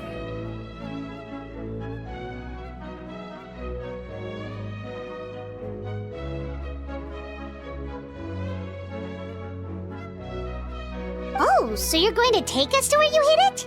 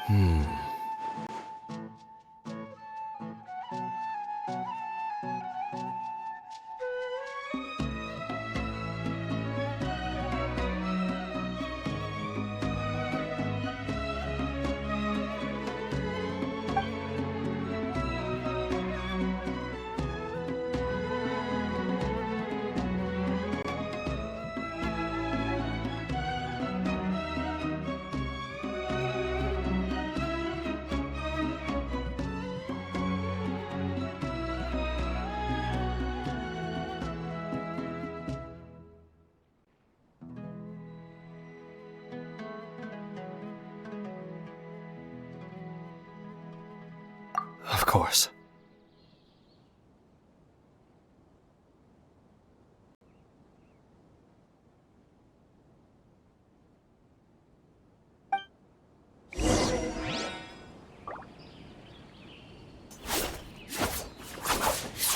I want to go traveling too!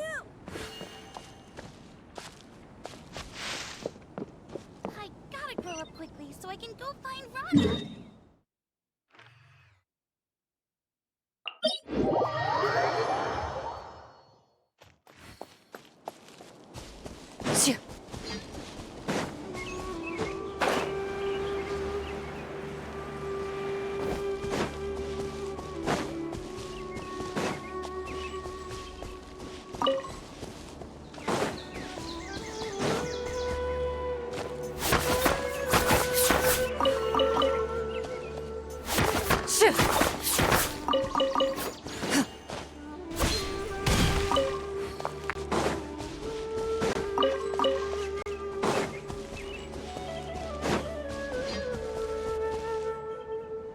So you hid it way out here?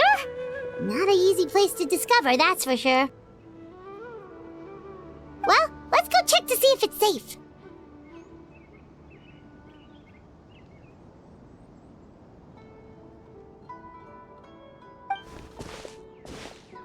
Traveler, wait.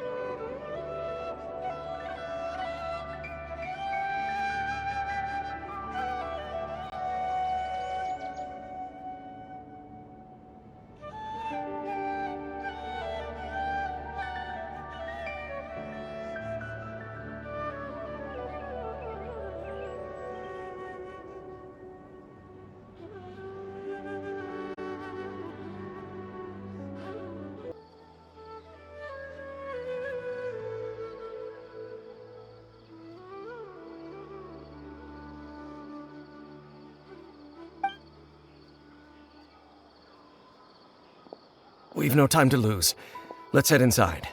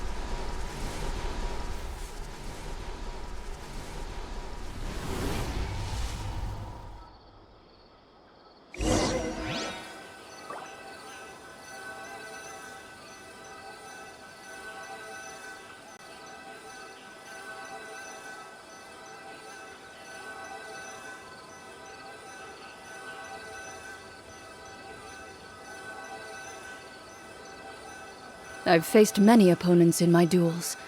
Most of them I defeated. The rest surrendered.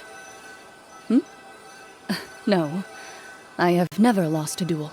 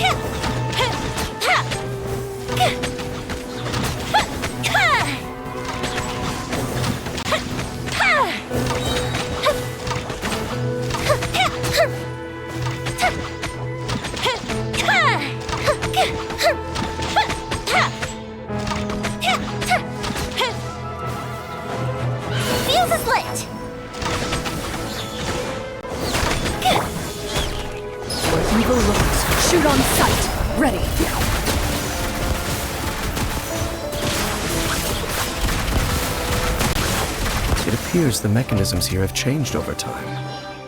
You can access the upper floor through the side door. Perhaps you should try reactivating the mechanism over there.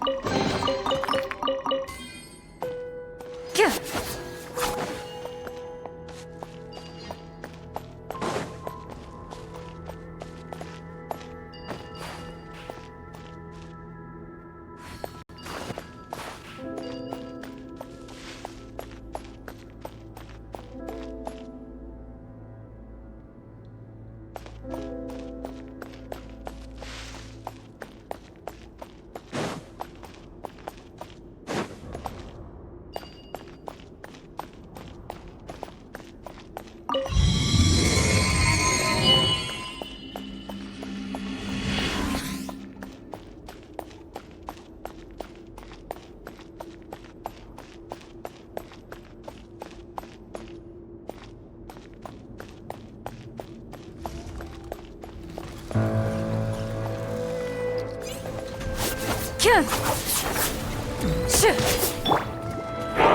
and rebuild!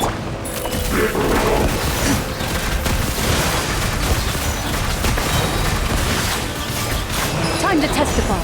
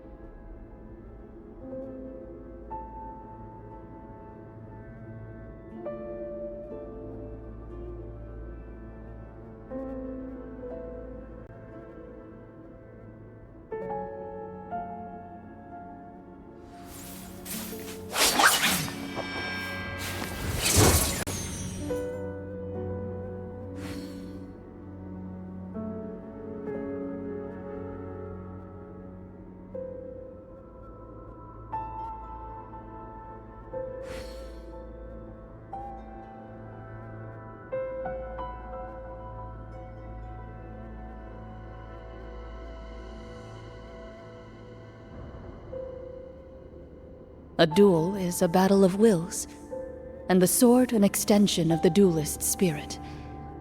If your heart recoils in fear, then your sword may as well be in its scabbard, because you will not wield it effectively against your foe.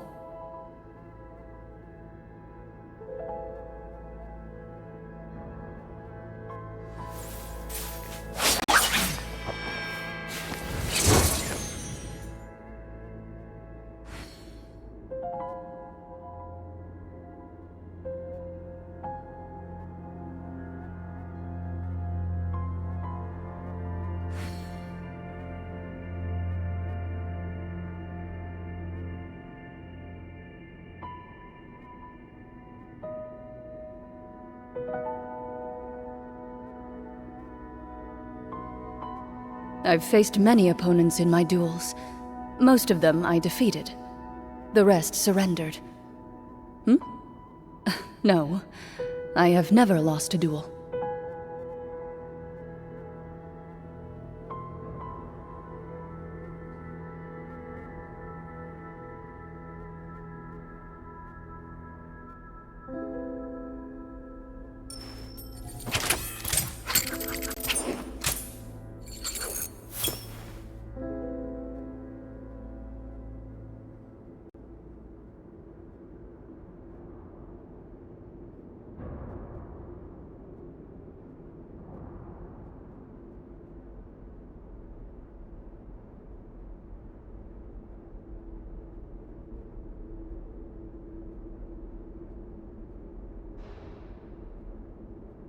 In my role as champion duelist, my opinions do not matter.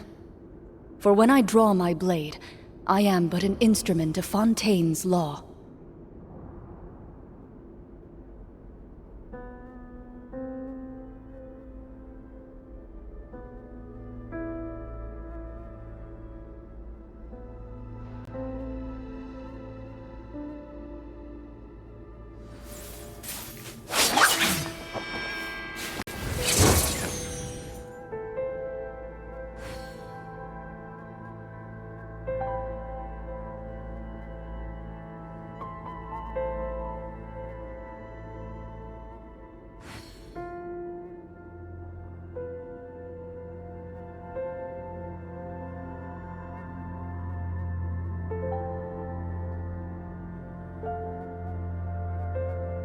I've faced many opponents in my duels.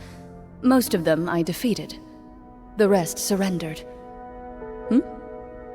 No, I have never lost a duel.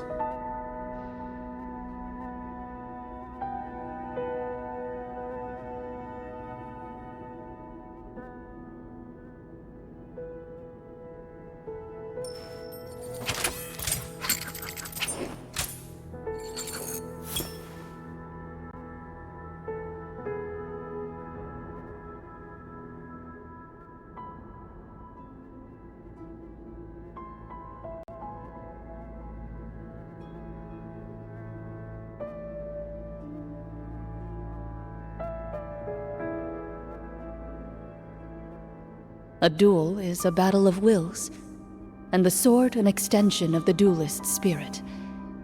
If your heart recoils in fear, then your sword may as well be in its scabbard, because you will not wield it effectively against your foe.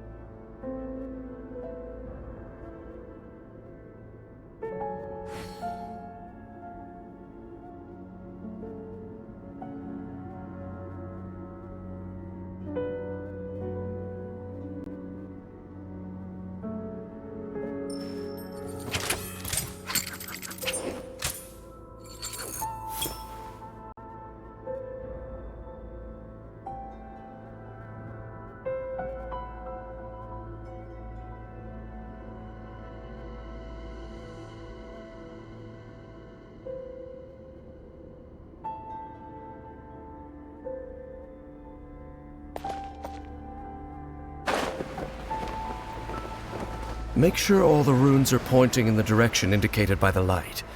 That should unlock the mechanism.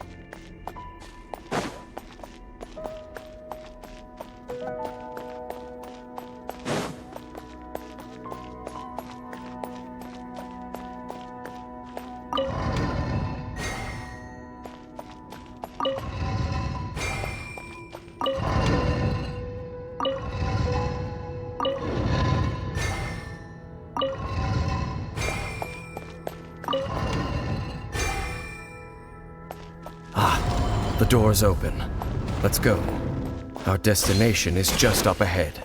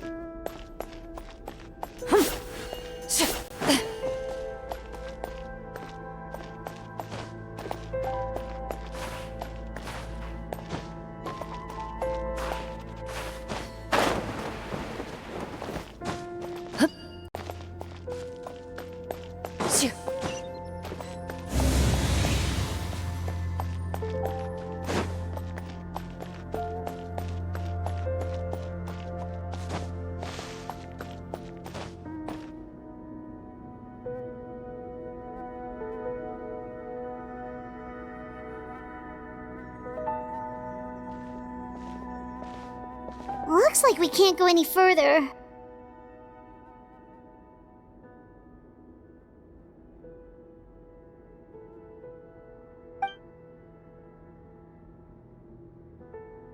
Be on your guard. I sense the presence of the abyss.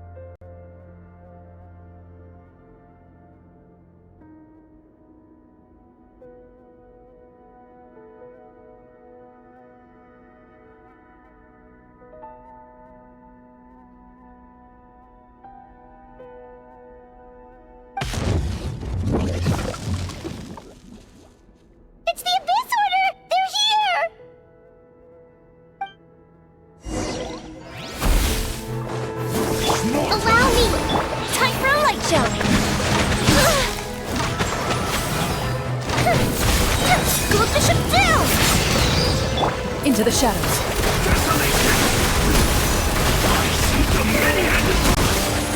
Enough!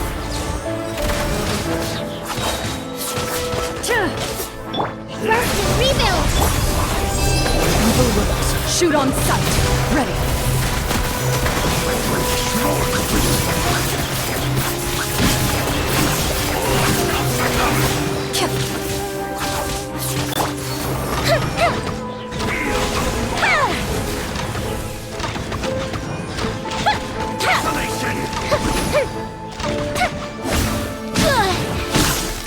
That didn't count! Allow me!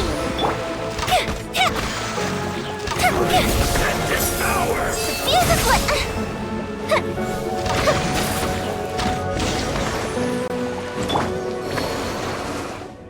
Just as I suspected. The false memories were a trap. The Abyss Order just wanted to follow us here. Now that they're in the vicinity, we should have a chance to see...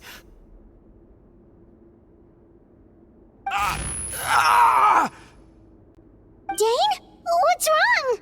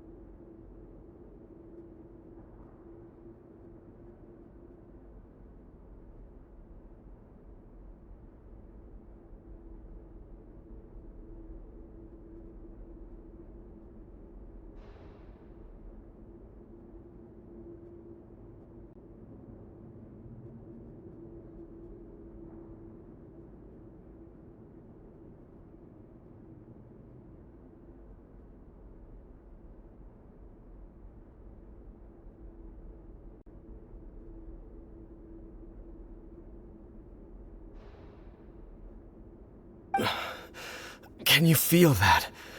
There's been a disturbance in the ley lines. It must be the work of the Abyss.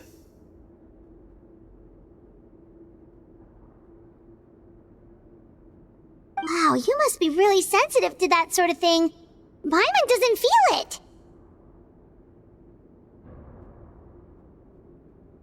You too. Do as I say. Use that mechanism over there and leave this place. The Abyss Order is putting something in motion. If you return to Vimara Village, I suspect you might finally have the opportunity to locate the missing villager.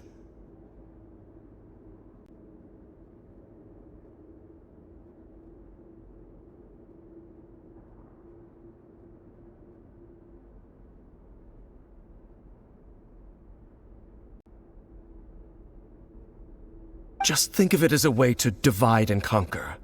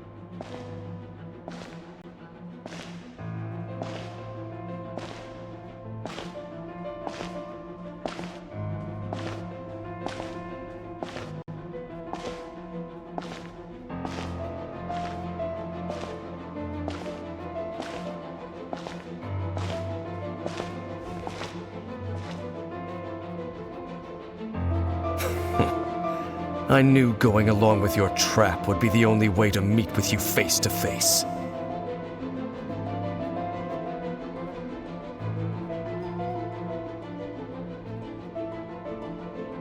You risked your safety, and that of the Eye. That's quite the gamble, Dainsleif. But I believe that I am the one walking into a trap laid by the Twilight Sword.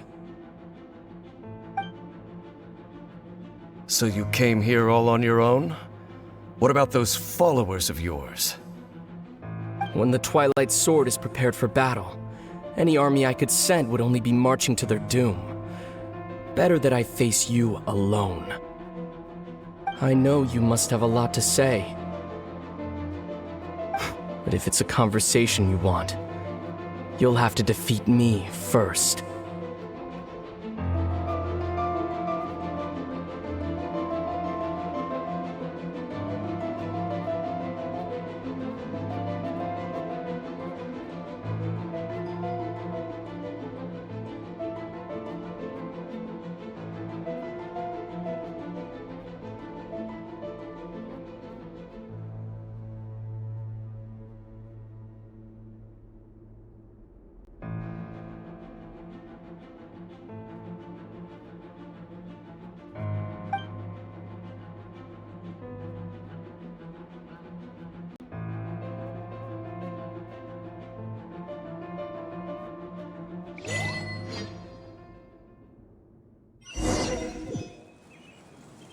The Abyss Order's on the move! The ley lines are all out of whack! We better hurry back to Vimara Village and see what's going on!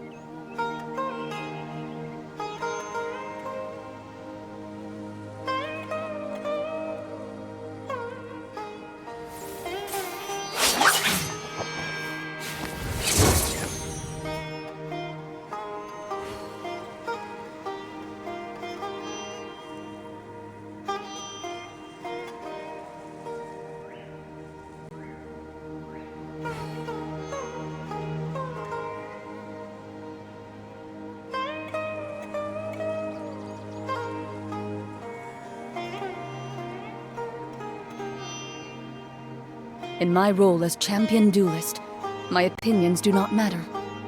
For when I draw my blade, I am but an instrument of Fontaine's law.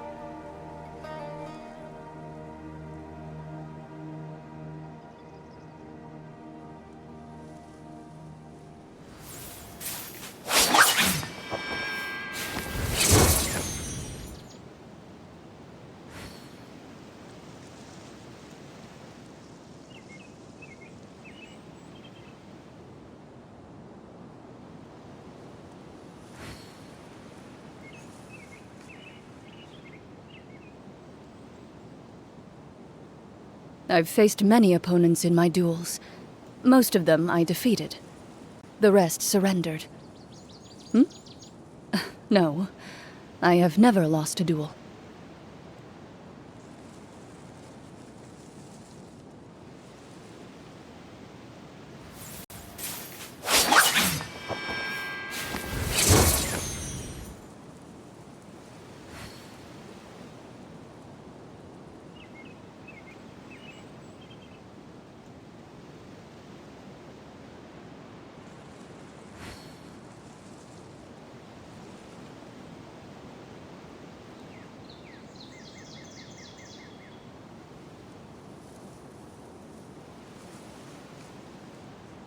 A duel is a battle of wills, and the sword an extension of the duelist's spirit. If your heart recoils in fear, then your sword may as well be in its scabbard, because you will not wield it effectively against your foe.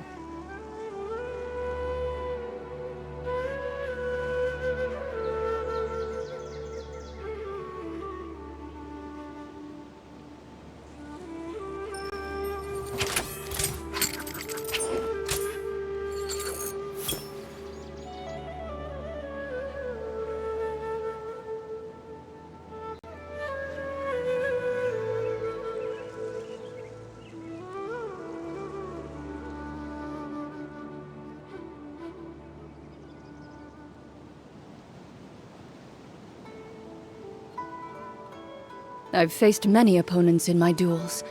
Most of them I defeated. The rest surrendered. No, I have never lost a duel.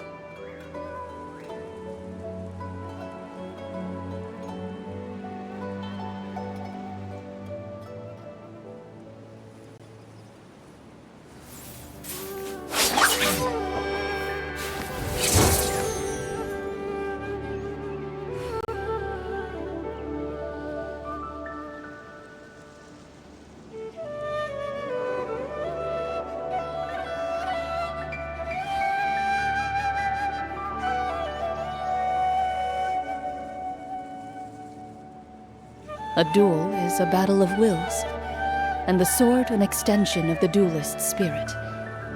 If your heart recoils in fear, then your sword may as well be in its scabbard, because you will not wield it effectively against your foe.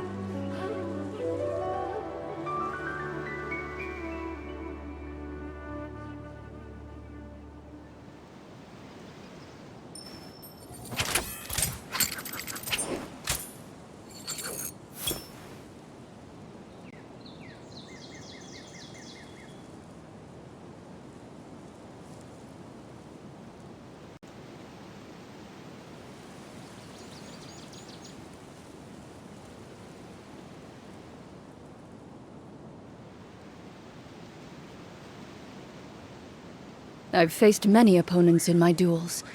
Most of them I defeated. The rest surrendered. No, I have never lost a duel.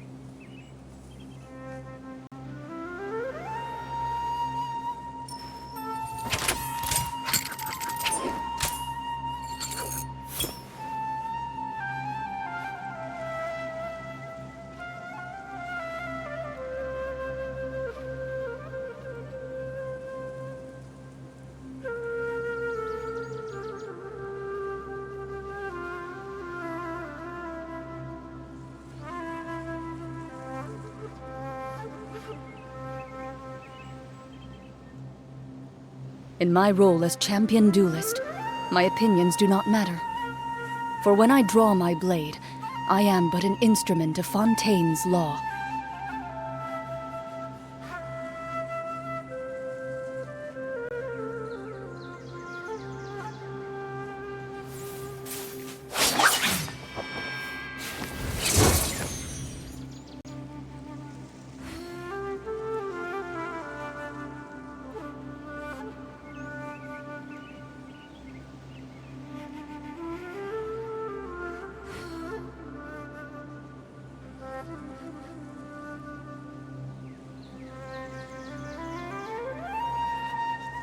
A duel is a battle of wills, and the sword an extension of the duelist's spirit.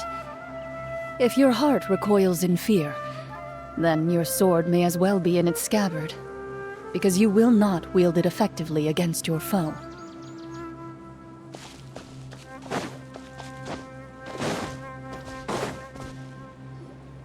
Hey, look at those hilly trails over there.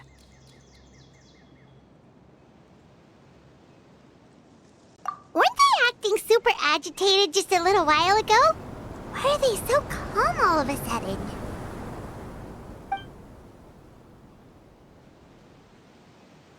In the New World, they bade farewell to the shrouded sun.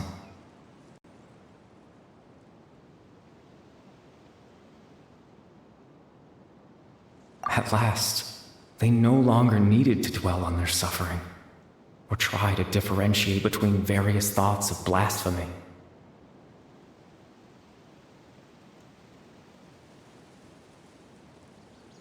Such was the price they paid, and thus their souls became cleansed and pure.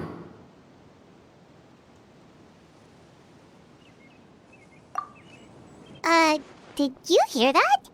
What was that sound just now? It sounded so gentle.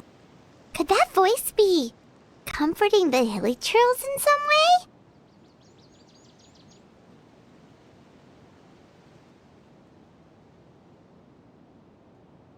Oh, this is weird. Let's check if this is happening anywhere else.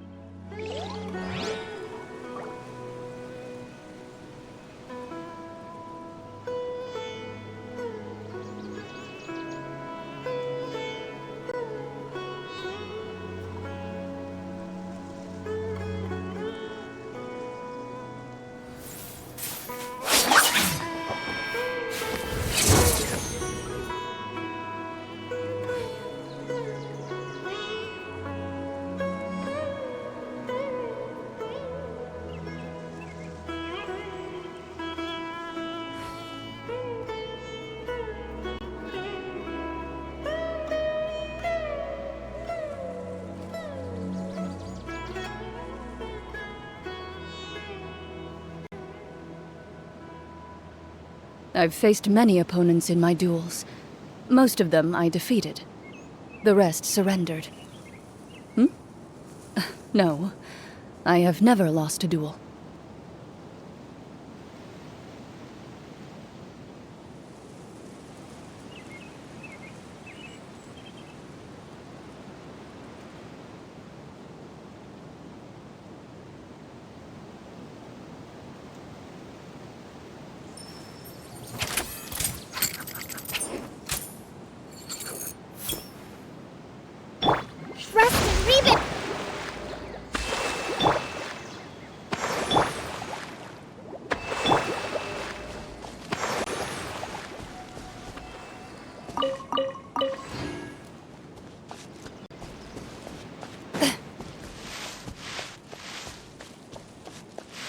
Looks like the same thing is happening over here, too. The hilichurls are calm. You see, we're both still here.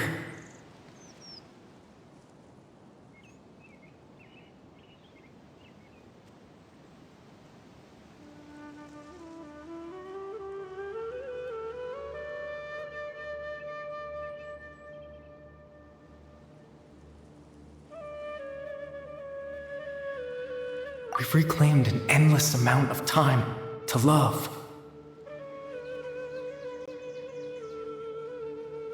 Release your tears. You no longer need to hold back your sorrow.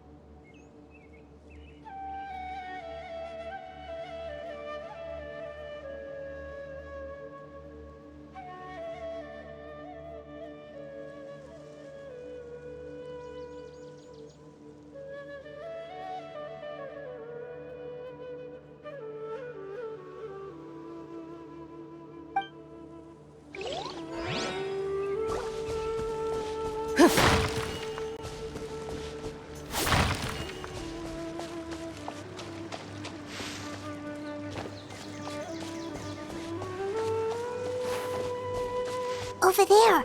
It looks like they're sleeping.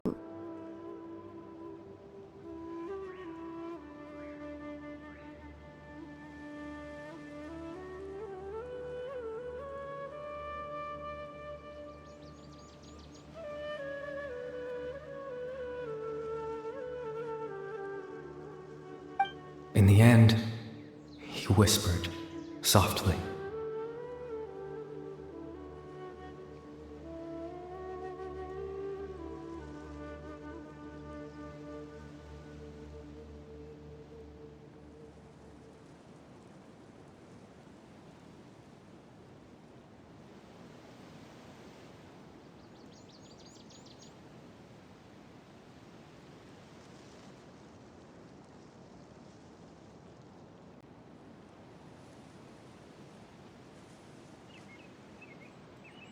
Sleep well, Father.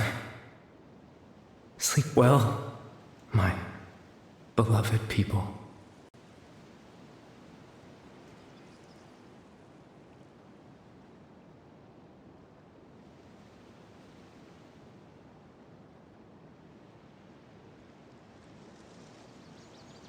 When you awake, that which differentiates us shall be no more.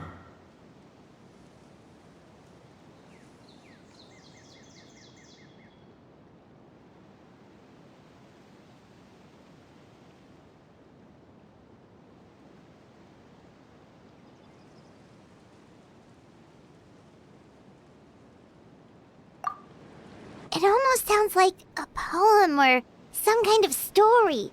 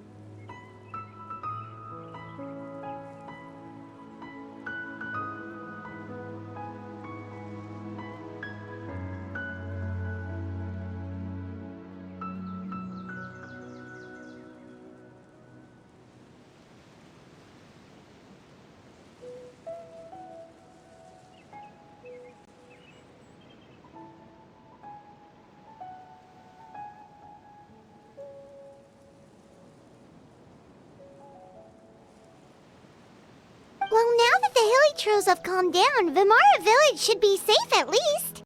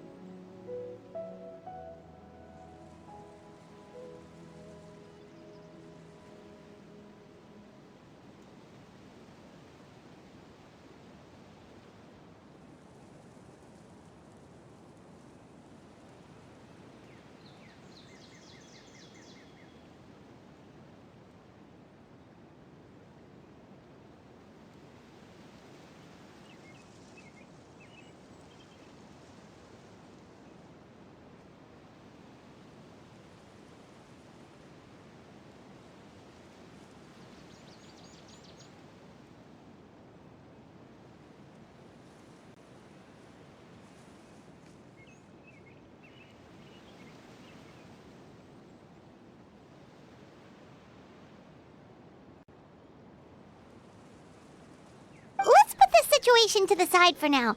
Dane said this might be our chance to find the missing villager, so we should head back to Vimara Village before it's too late.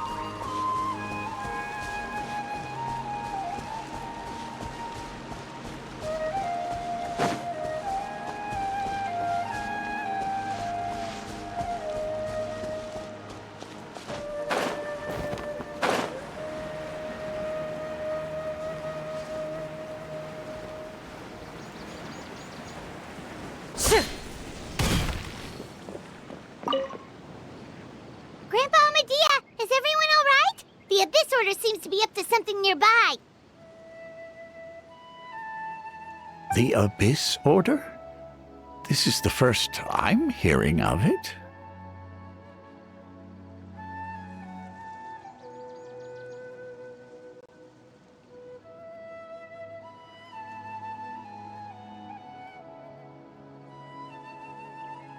Thank you for your concern, but as far as I'm aware, it's been business as usual here in the village.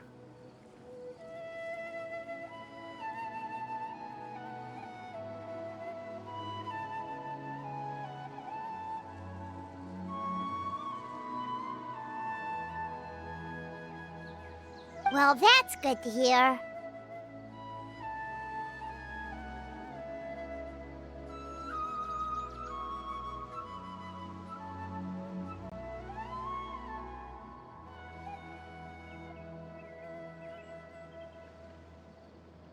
Oh, also, you didn't happen to come across any clues about the missing villager while we were gone, did you?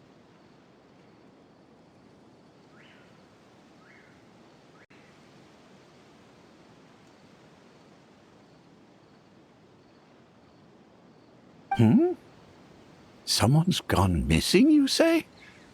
Who would that be?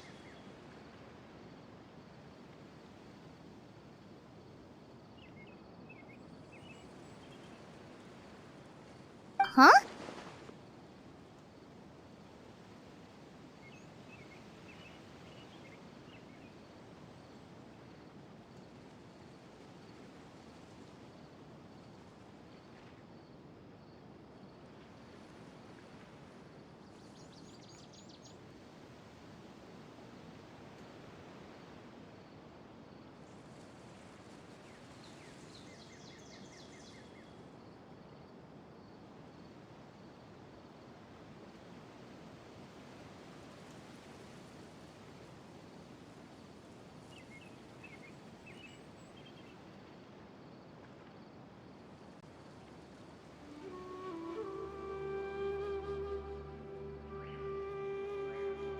You know, the young guy from Vimara Village.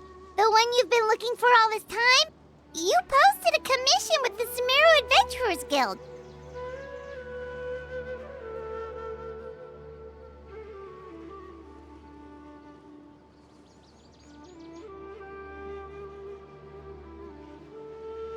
That's kind of the whole reason we're here, actually. Your missing persons commission. Ah, I do apologize, you two. I hope I'm not worrying you too much. I'm sure it's just my age making me forgetful again.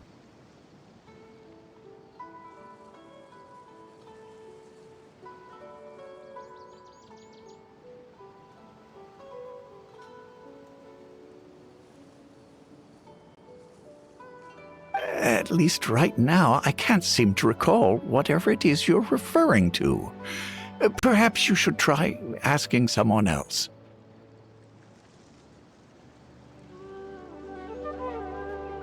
But how is that? All right. Thanks for your help, Grandpa Amadia.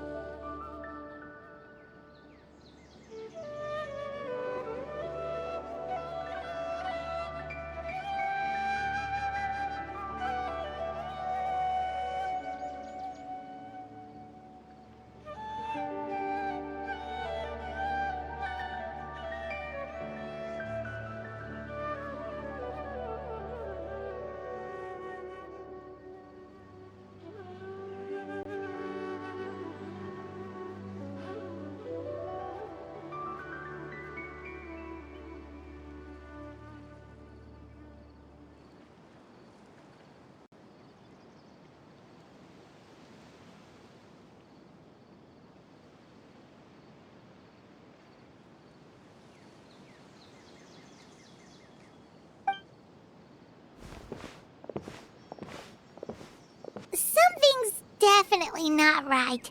We just talked to Grandpa Amadia about the missing villager. There's no way he could have forgotten all about him just like that. What do you think, Traveler? Could everyone's memories of the missing villager have been erased again?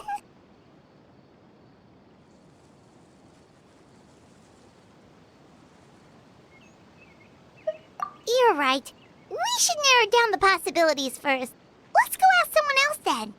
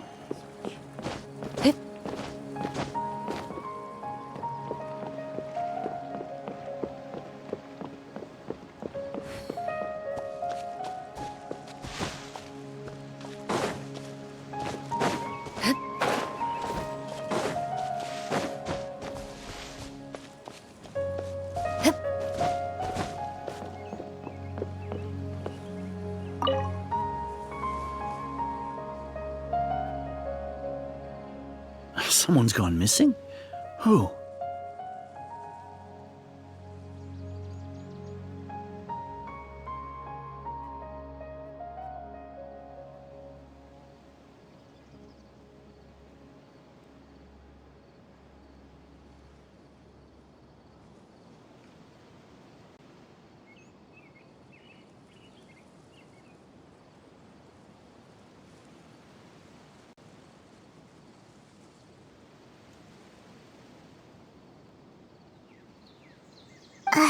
Just as expected.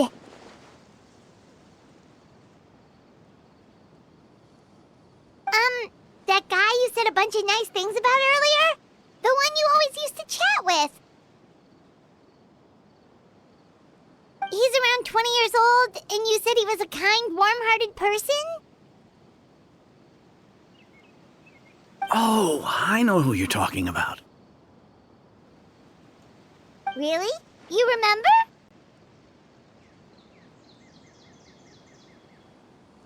There aren't many young people who've earned that kind of praise from me. If you're certain that's what I said.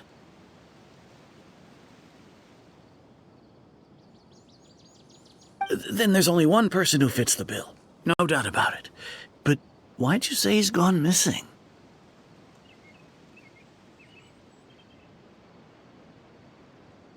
Yeah, I just saw him leave the village. There was someone else with him, too. They couldn't have gone far.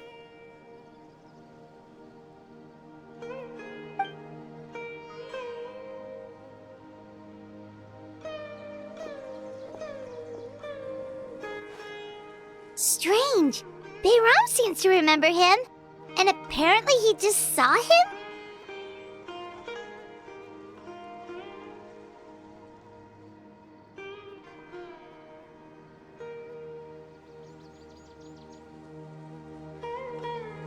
Do you think maybe it's not that there's something wrong with people's memories, but that we've somehow returned to a time before he went missing?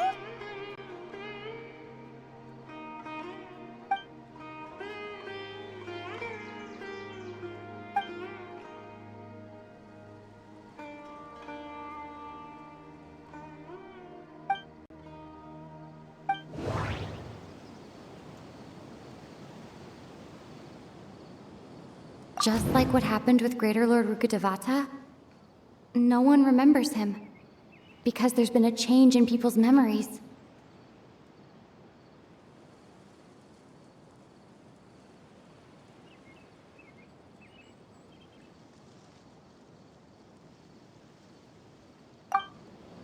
If we really did travel back to a time before he disappeared, that could explain why the villagers said he hadn't gone missing.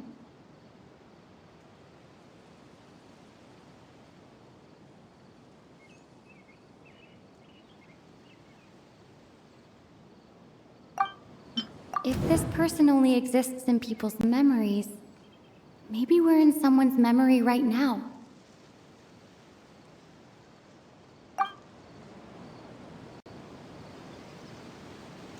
Right! Paimon totally forgot about the ley line disturbances. We're in someone else's memory. Just like how you entered your sibling's memory last time.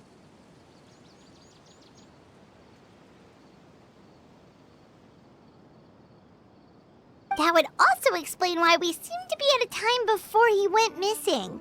It's a memory after all.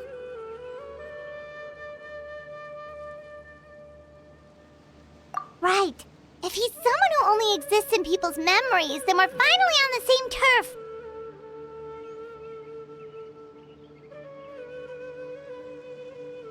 But didn't Bayron just say that he saw him leave the village with someone? Where should we go look for him?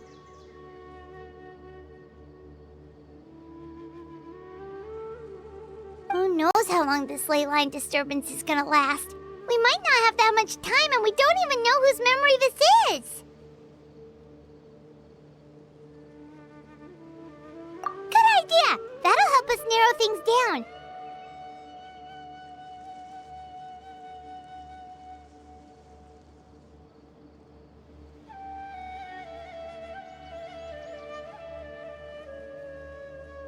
We pretty much figured out that the missing villager has the ability to...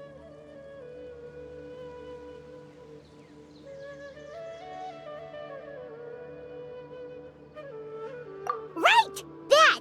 Could we try to figure out more about him using what we know of his ability?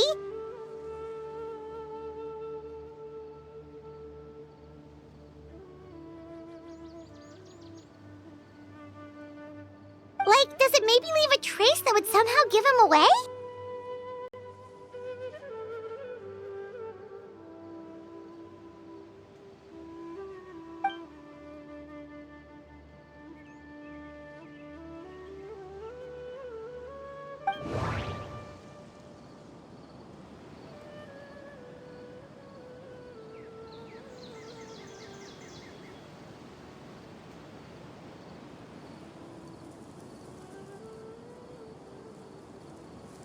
All the memories seem to be set in or near Vimara village.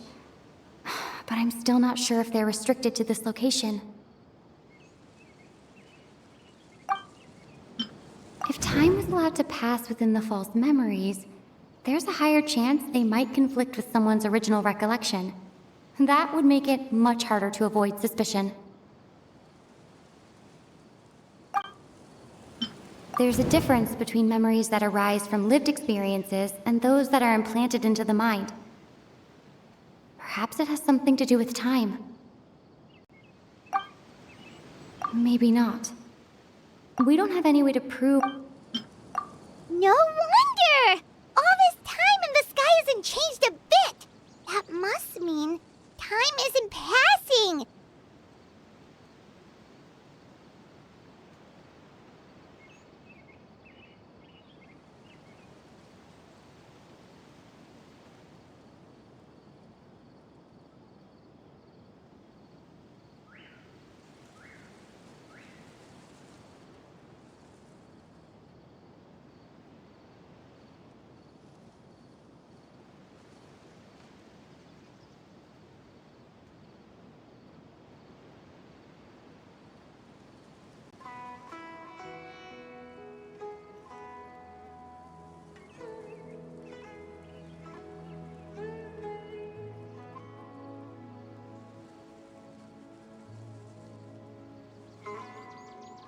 That's the tell of the fake memories!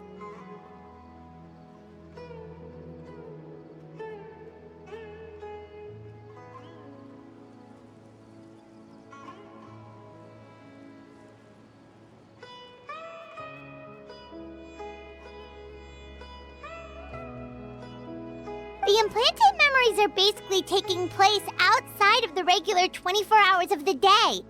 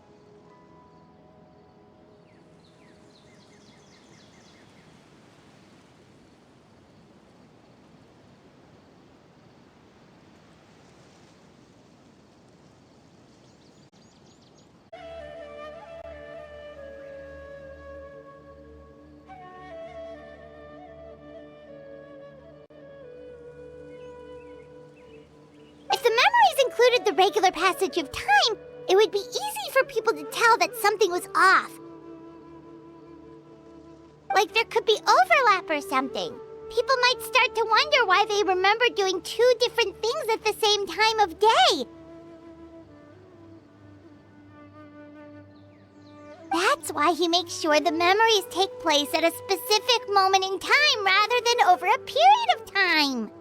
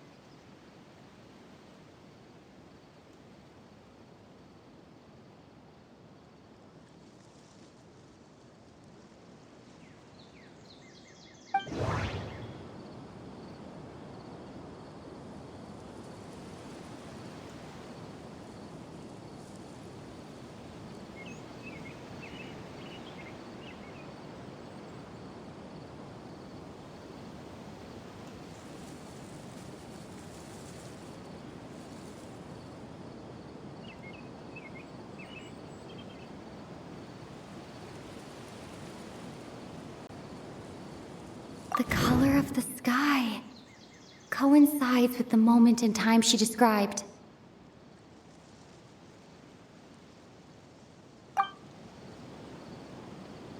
Dainsleif had memories implanted into his mind. Could it be that it's happened more than once?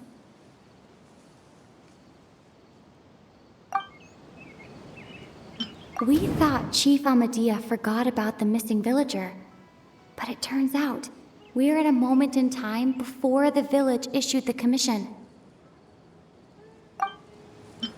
No, that doesn't seem right.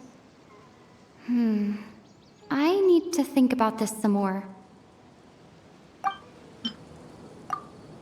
Oh, right! That's exactly what Atosa described!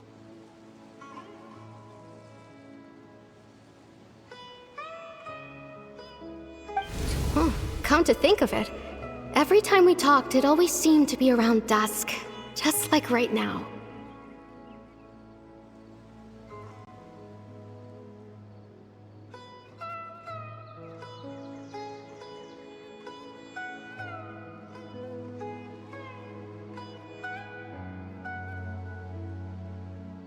Time always passed by really slowly. Even when it felt like we'd been talking for hours, the sun would still be at the same position in the sky.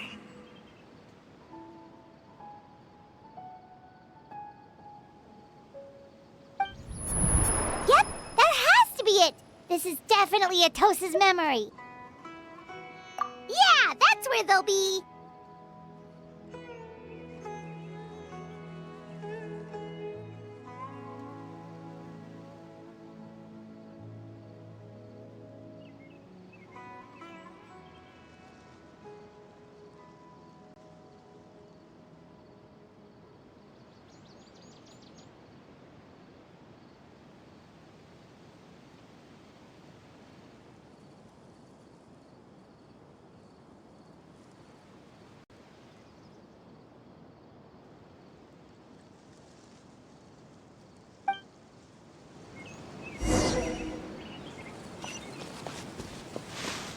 There's a lot of great stuff here. Don't miss out. There's no rush. I'll have another time.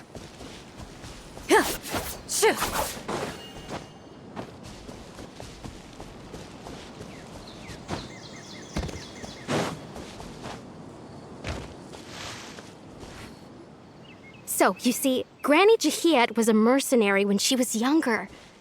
She just talks like that out of habit. She's not trying to scare the children on purpose.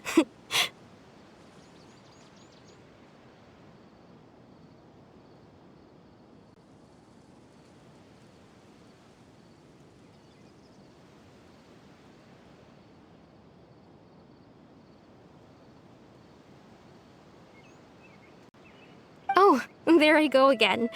Always talking about my own things.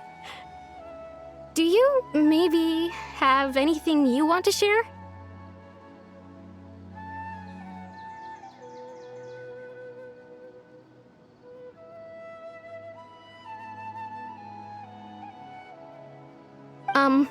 It's okay if you don't. You could also just talk about what you think of me?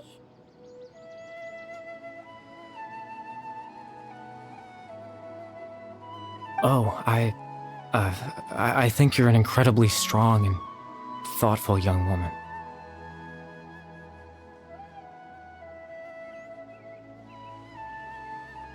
You'll meet many amazing people and live a very happy life.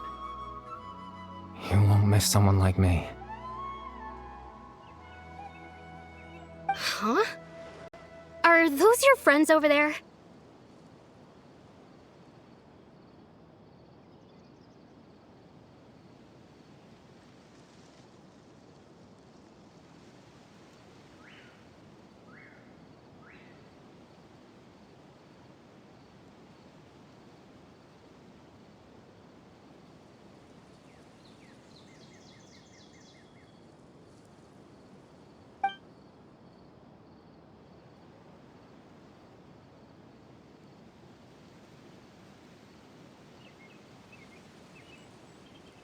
Oh, right!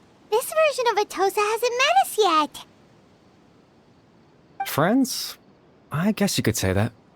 It must have taken them a lot of effort to find me.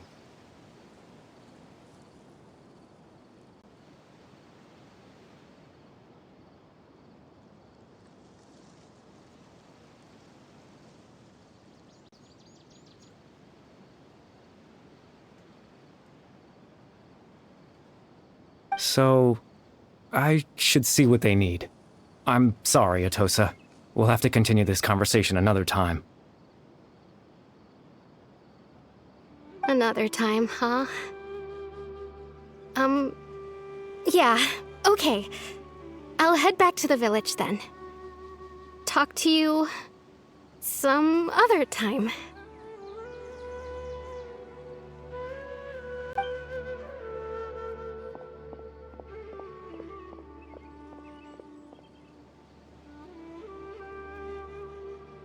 It's nice to see you, Traveler. I believe this is the first time we've met.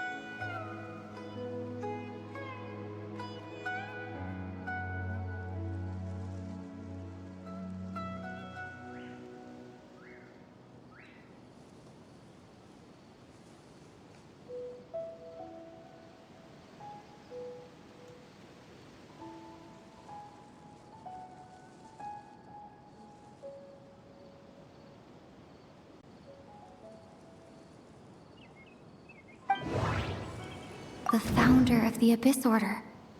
The man who broke the curse of immortality.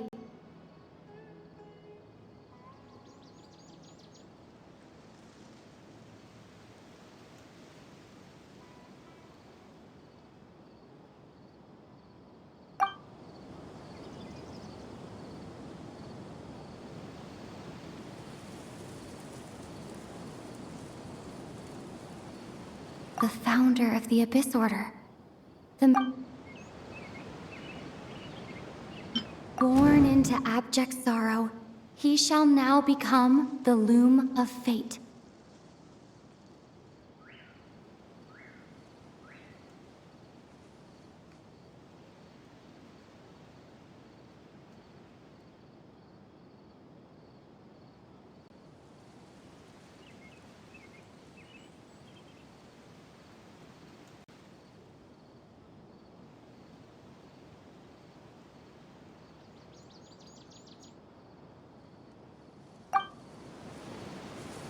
Dane's brother, one of the 5 sinners of Conria, the one who stole the power of the Abyss.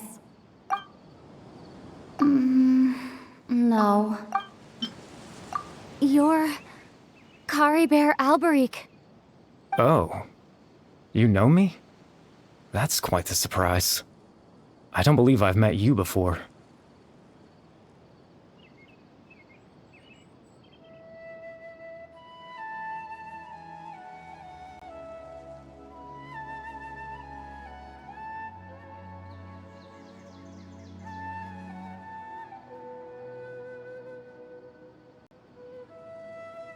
Oh, I see. It was the memory, wasn't it? Your sibling's memory. You saw the me from back then.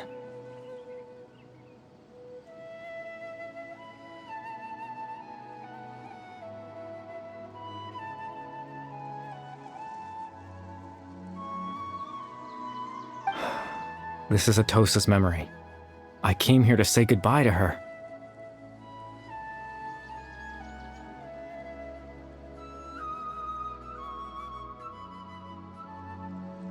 But I suppose I'll just leave her a message instead. Come, let's find somewhere else to talk.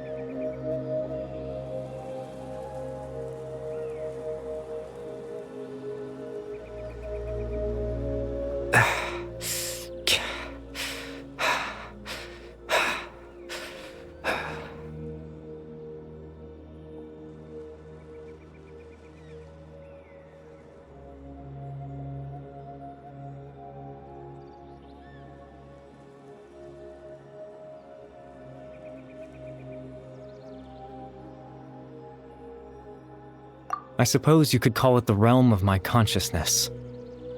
I'm someone who no longer exists in the real world, after all, as you well know.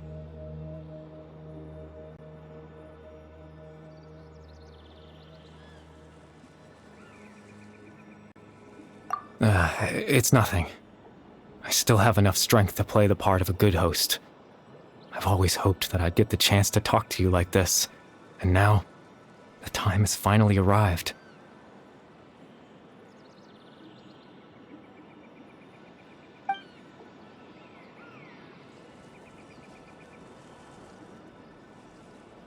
Extreme sorrow and pain. Hope and regret coursing through your veins.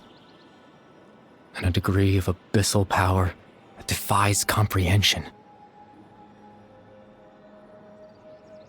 Father told me that once I possessed all those elements, I would become the loom of fate. But, despite his intentions for me, I never truly became the loom of fate. I was merely used as a means for its construction.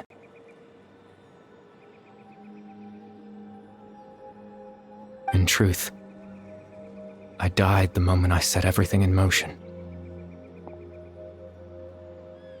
The person you see before you now is nothing but a remnant of consciousness left over within the loom of fate.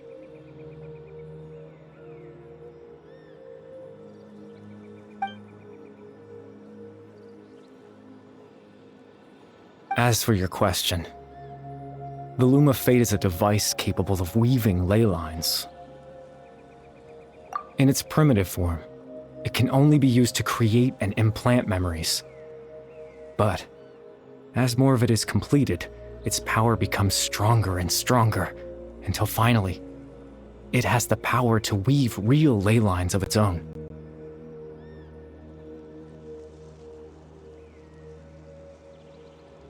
Once fully completed, the moment it gains the power to weave ley lines, it loses the lower-level ability to influence memories. But it also becomes a tool that can change the entire world.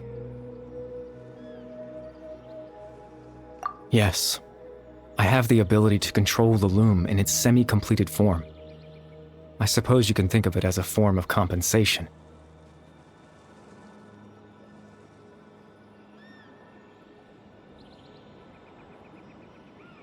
After all, its existence cost me my life.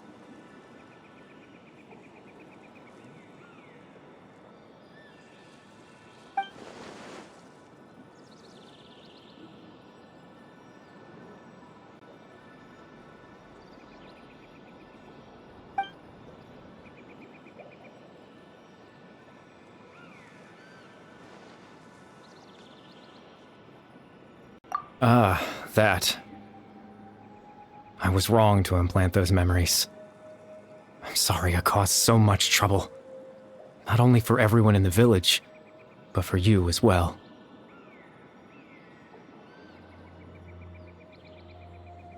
I just wanted them to feel like I once existed in this world.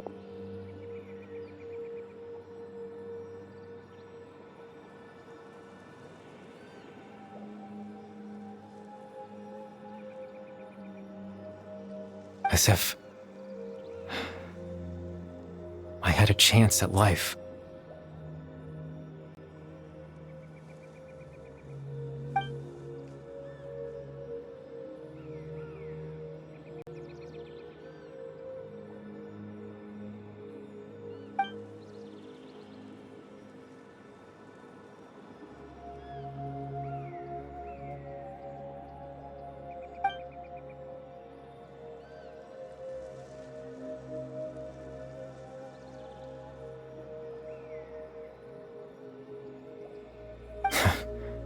I know what you must be thinking.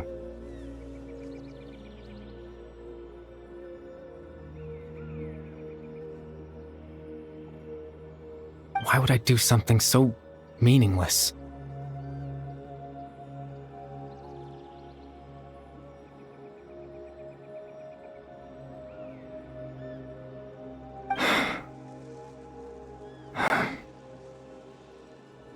But I just couldn't accept it.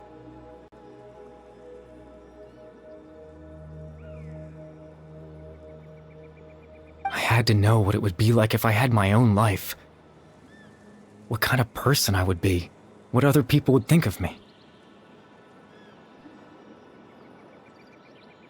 Chief Ahmadiyya, Baram, Granny Jahiyat, Atosa.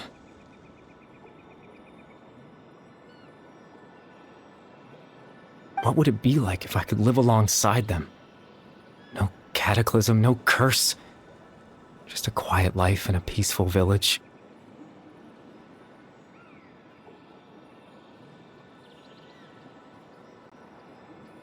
I was curious, so I selfishly tried to have my own life.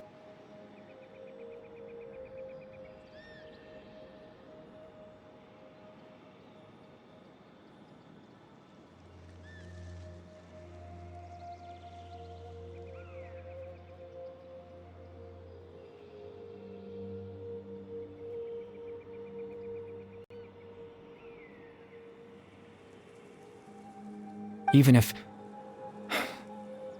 that meant piecing together the version of myself that could have been, one memory at a time.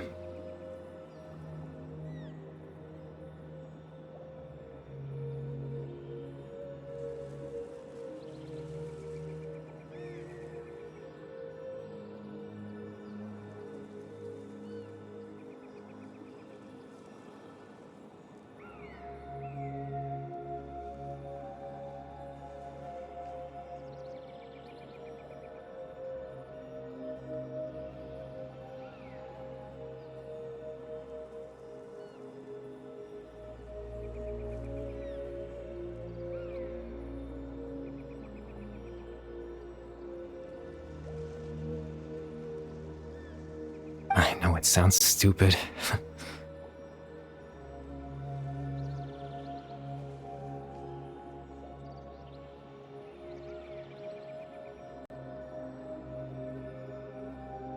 After all, my life ended a long time ago.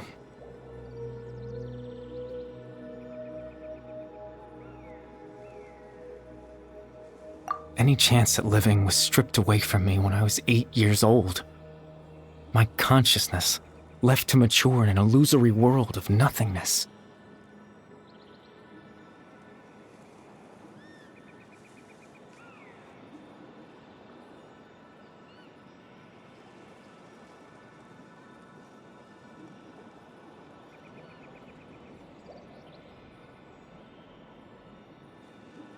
Even the form you see before you was nothing but an invention based on my father's appearance.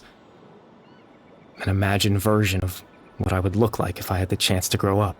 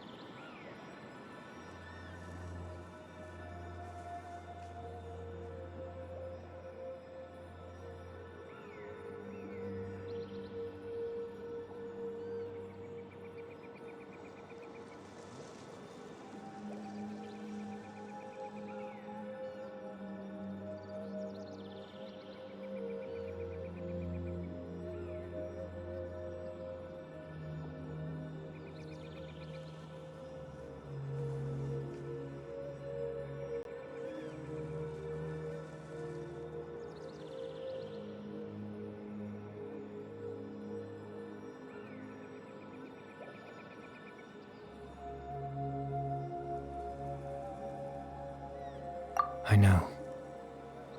But there's nothing I can do to make them find me.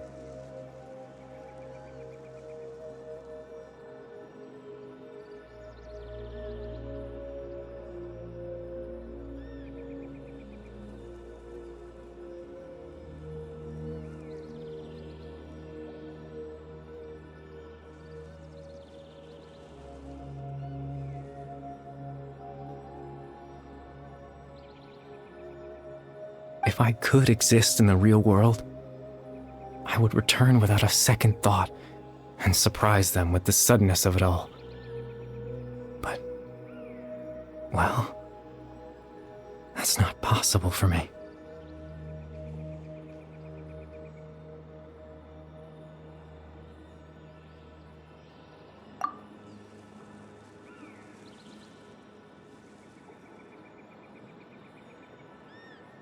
I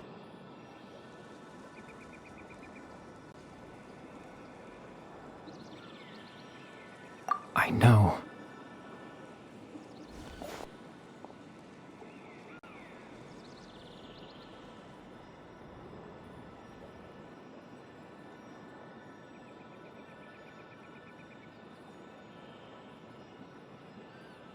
Captain Dainsleif.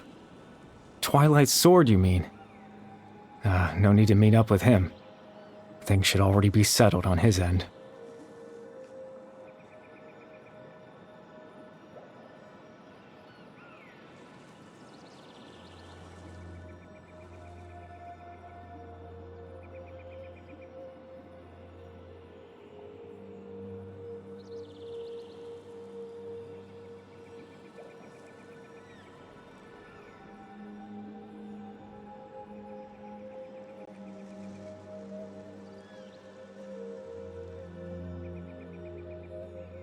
Exactly.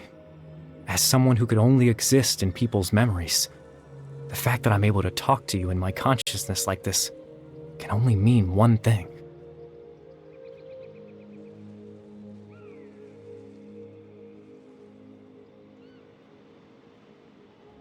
The loom of fate has already been completed.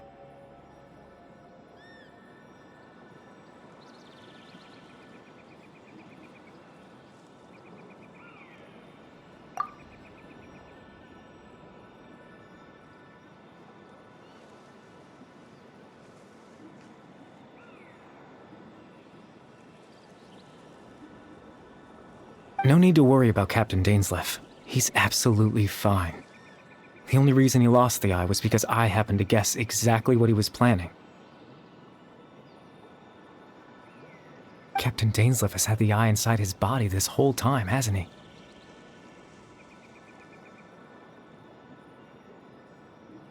His plan was to lure the Abyss Order to a false location, capitalizing on their pursuit of the eye in order to have the chance to confront the prince.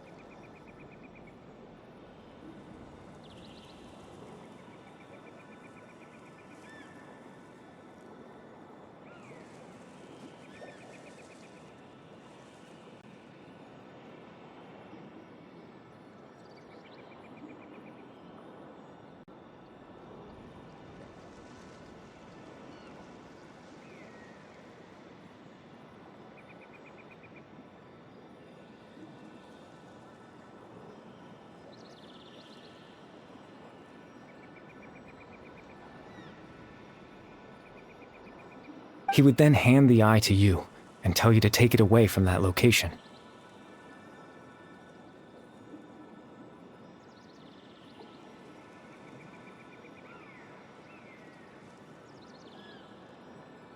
That way, Captain Dainsleif could accomplish his own goal and ensure the safety of the eye all at once. A very thorough plan. That's right, because in his mind, he had given it to you already.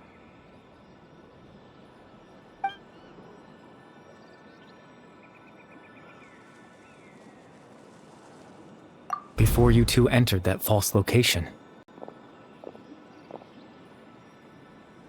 Traveler, wait. Hmm?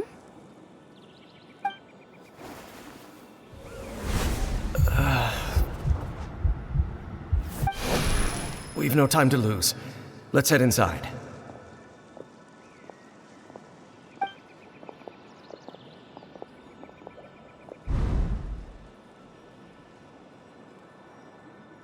That was when I implanted the memory of him handing you the eye. Given the tense situation at that time, Captain Dainsleif failed to notice anything out of the ordinary, and took that memory to be real. I'm sorry, Traveler, but I needed the Loom of Fate to be completed. And to do that, we had to retrieve the eye.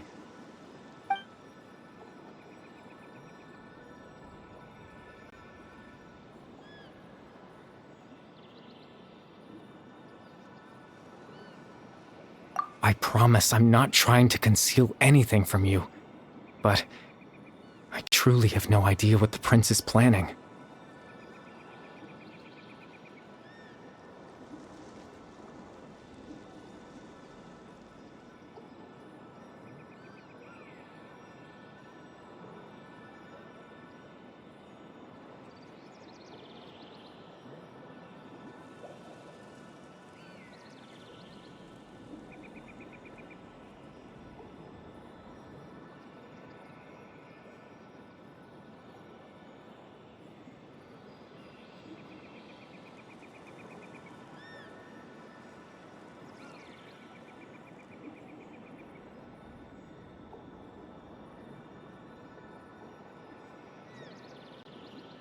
Tevat's ley line system is deeply entrenched in the planet. Creating new ley lines can neither replace nor extend the ones that already exist.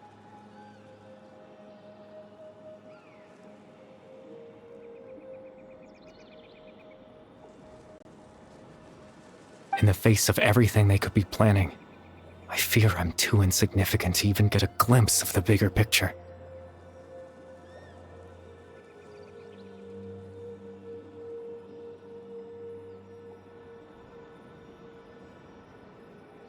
In any case, I had my own use for the Loom of Fate, and my goal, at least, has been achieved.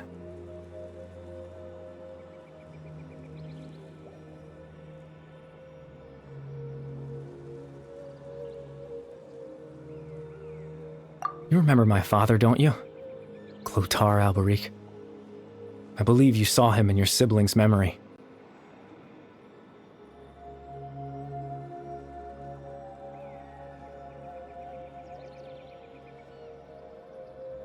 After he used the power of the Abyss to restore consciousness to my hilichurl form, I suffered from an indescribable level of mental anguish. To comfort me, my father told me a story, that this was a fairy tale world where I had to take on the form of a little monster.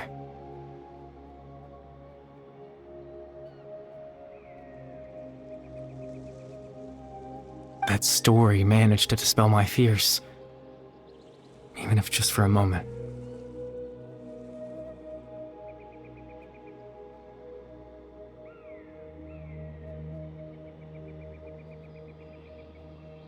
My goal was simple: to use the Loom of Fate in its near-completed form, when its ability to create memories was at its strongest.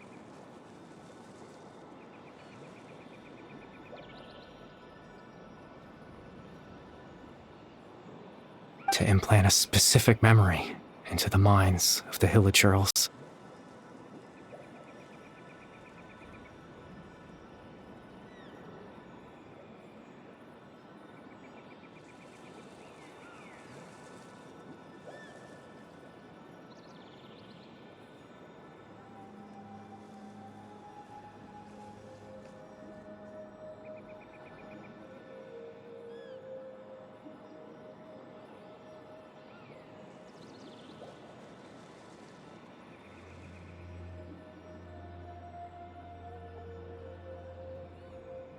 In that memory, I would tell them a story, just like my father did for me. It was a story of fairy tales and love.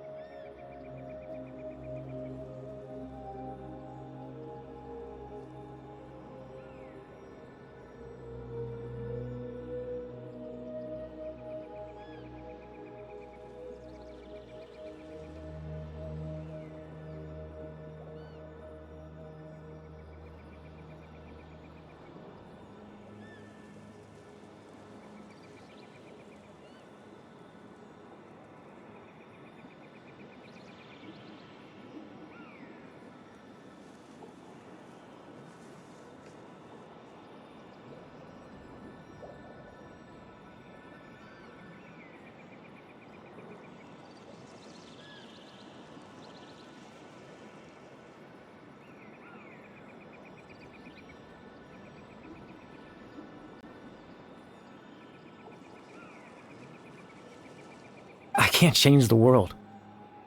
Not when I lost the very right to exist within it. Implanting those memories, that was the most worthwhile thing I could offer.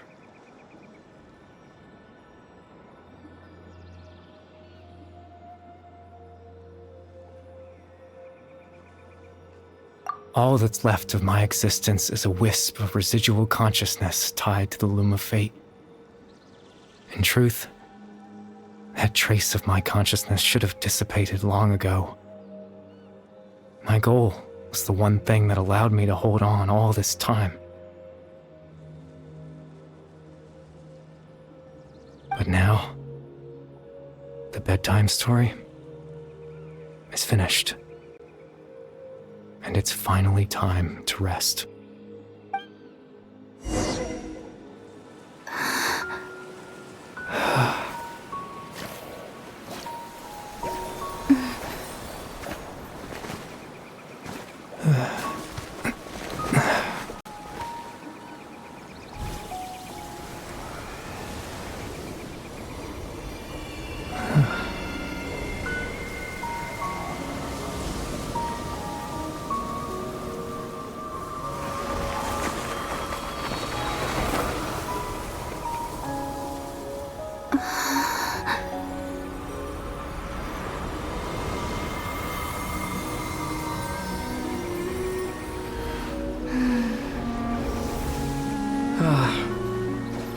Looks like I was too late to see Kari Bear one last time.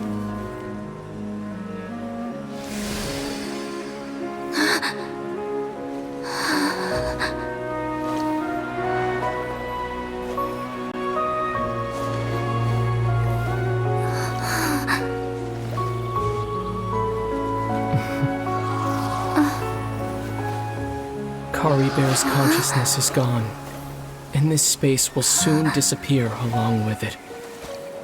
Neither of us belongs here. That's why we're not tangible. Were that not the case, I'd love to hug you too.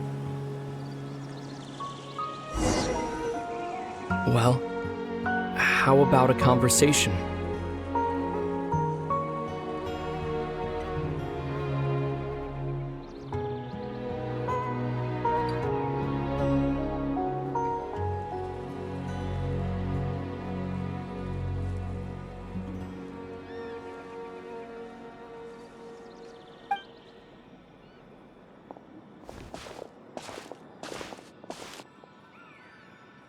The chance to just stop and talk like this is certainly not easy to come by.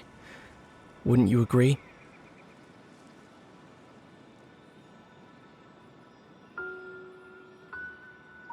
That battle earlier was tough.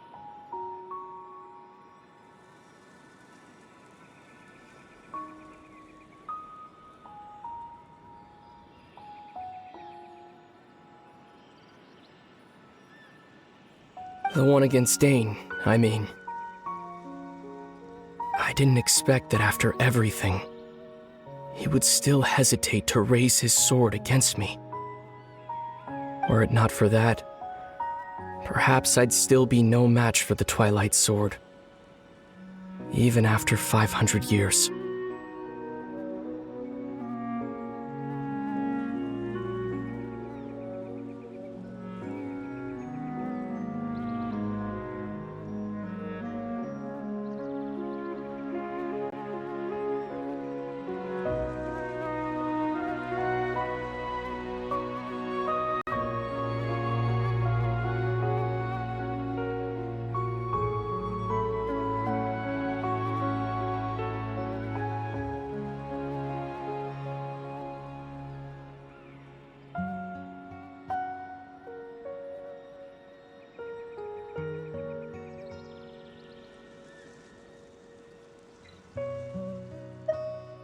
The Loom of Fate, huh? I still haven't found a way to utilize it to its full potential. But there's still time.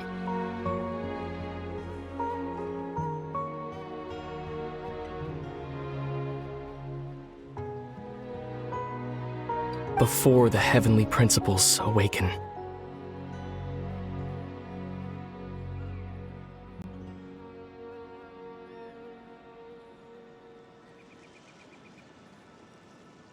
Yes. For 500 years now, ever since the cataclysm in Conria, there's been no sign of activity. Not long ago, you witnessed the Hydro Archon destroy her divine throne, Yes?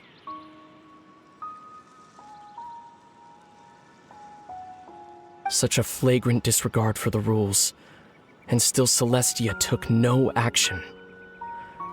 I suppose that's proof enough of the Heavenly Principle's situation. However, the Heavenly Principles will awaken. We just don't know when that will be, or what might trigger it. You could say that. Just look at Kari Bear. He was so pure and single-minded. The space we now find ourselves is a perfect representation of who he was. Quiet and peaceful. Even as a hilly churl, seeing the terrible sight within the mirror wasn't enough to taint his spirit. He brought comfort to the people of this world, even though he was denied the very right to be a part of it. So ask yourself this. Who was it that deprived him of that right to exist? Of course, that's only one example. My feelings about the Heavenly Principles are too complicated to explain in just a few words.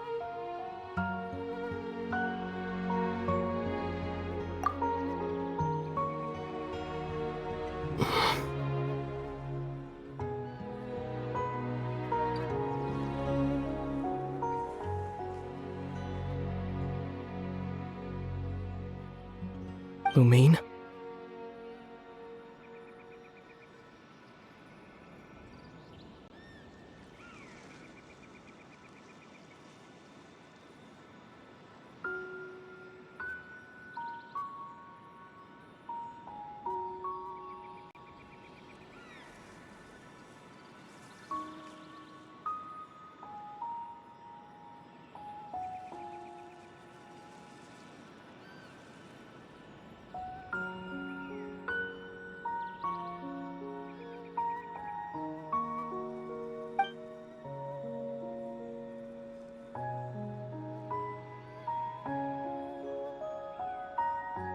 You're the only one in this world who calls me that.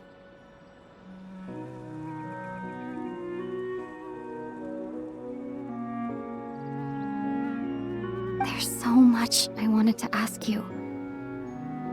But for some reason, I'm not interested in asking those questions right now.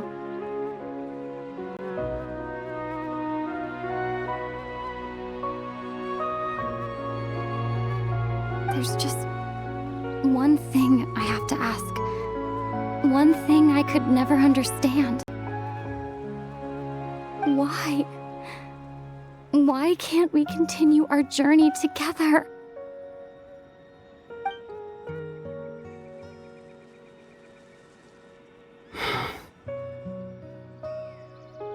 At the end of my journey, I arrived at a place known as the Sea of Flowers at the end. Do you remember? A long time ago, when we traveled between worlds together. You told me you wanted to find a place in the universe where that one flower was in full bloom. To have a place like that suddenly appear before me?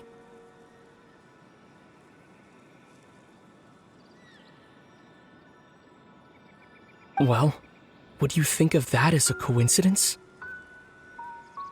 You mean? I miss you too, Lumine.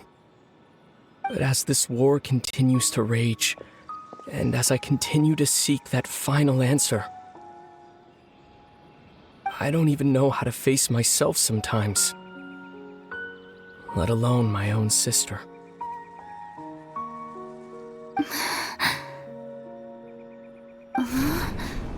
What's going on? This space has lost its tether. I doubt it'll be able to exist much longer. In fact, aside from our ability to physically interact with each other, there's something else you should know about this space. With Kari Bear gone, we won't be able to remember anything that happened here. Everything in this space will be wiped from existence, including all memory of our reunion. You're only telling me this now?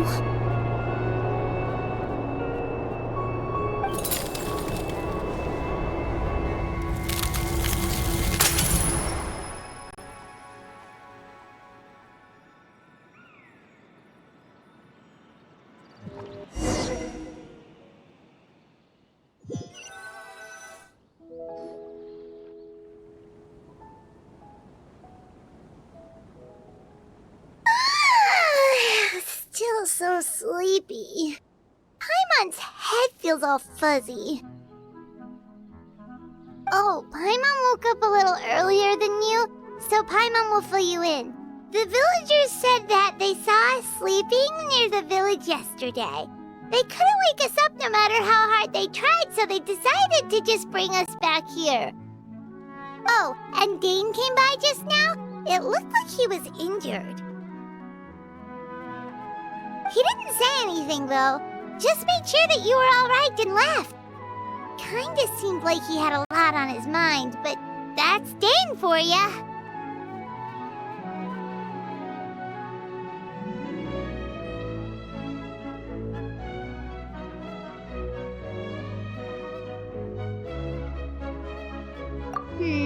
Let's think for a second. We were in that memory, and we saw that guy you called Kari Bear. He was the missing villager that we've been trying to find, right? And after that, Paimon doesn't remember what happened. Wait, really? What a score!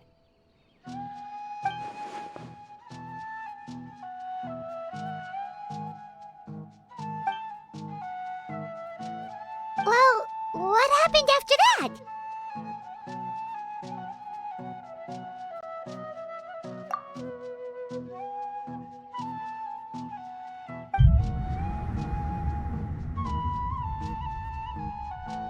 Ah, there you are. Sleep well?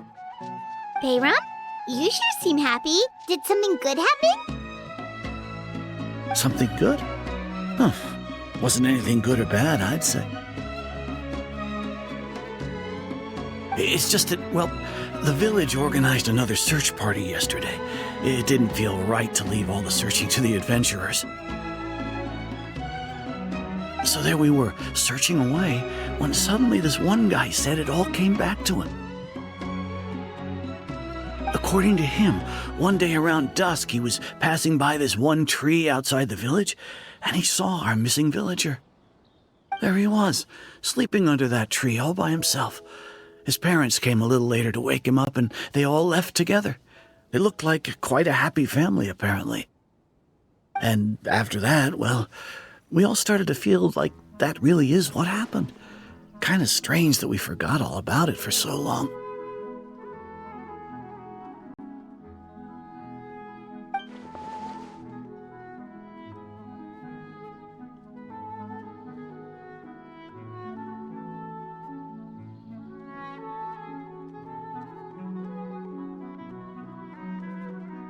Oh, and we also remembered his name, Kari Bear. Now, that's not a name you hear every day. Would have been helpful if we remembered it sooner.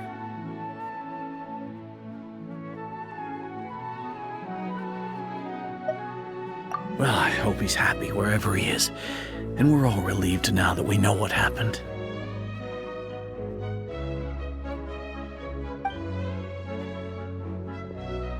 Seems like everyone thinks Kari Bear left the village. That's probably for the best. At least they have some sort of explanation now.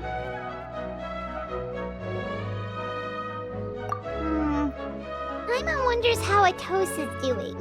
Maybe we should go check on her. If she hasn't remembered like everyone else, we can tell her what happened. Paimon didn't see her in the village just now, so she's probably at the tree. Come on, let's go talk to her.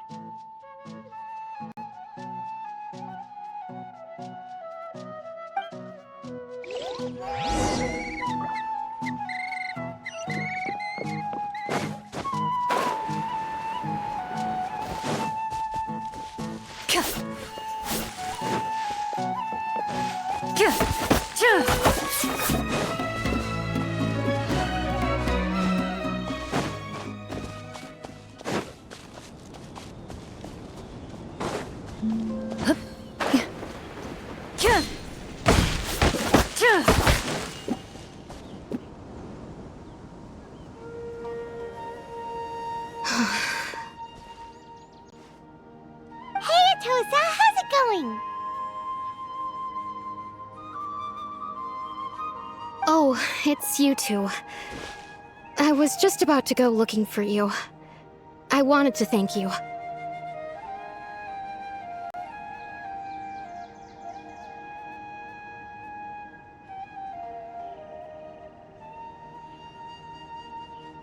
I was part of the search party, so I remember what happened to Kari Bear now.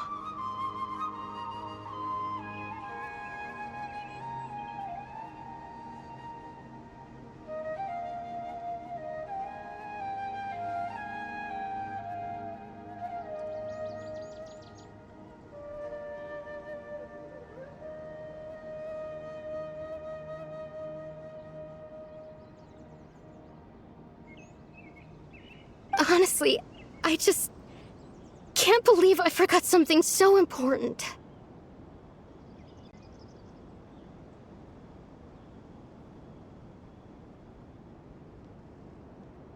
He always seemed to appear out of nowhere, and now he left just as quickly.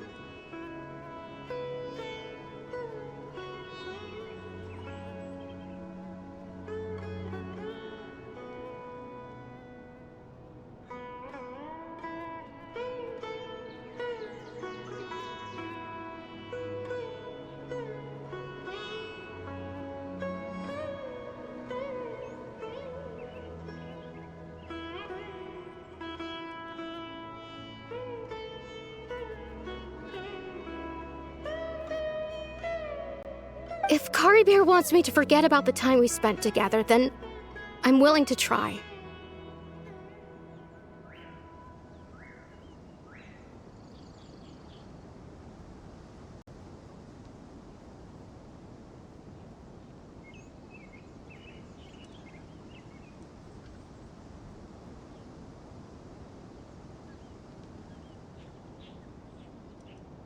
I've relied on him for a lot of things, but I'm sure with enough time, even the deepest of attachments can fade.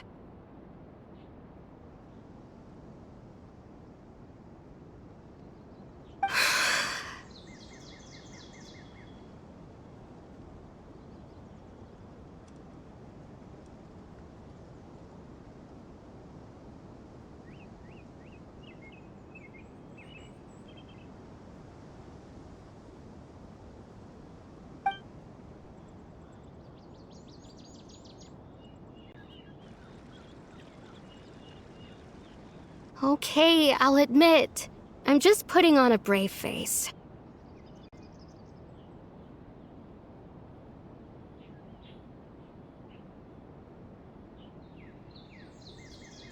I was dumped, wasn't I? Otherwise, why would he just leave like that without saying goodbye? You don't need to comfort me. I'll be okay. It's just like Kari Bear said. It's the things we overcome that make life more precious. And you know, if he has a heart, maybe he'll come back and see me one day. Anyway, thanks for all your hard work, you two. I promised I'd help Granny Jahiet with something, so I should head back. Goodbye! Well, that should be it, right? Everyone's lives can go back to normal now. Oh, right! Weren't you about to tell Paimon what happened after your conversation with Kari Bear?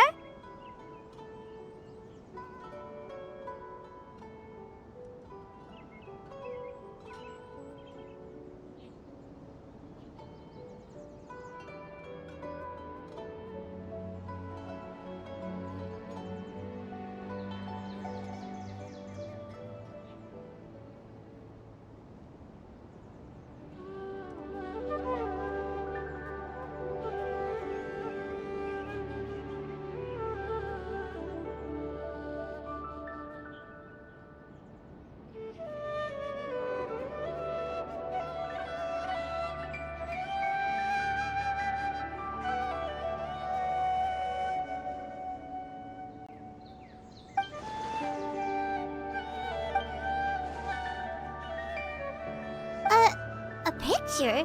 Where'd that come from? Let Paimon see!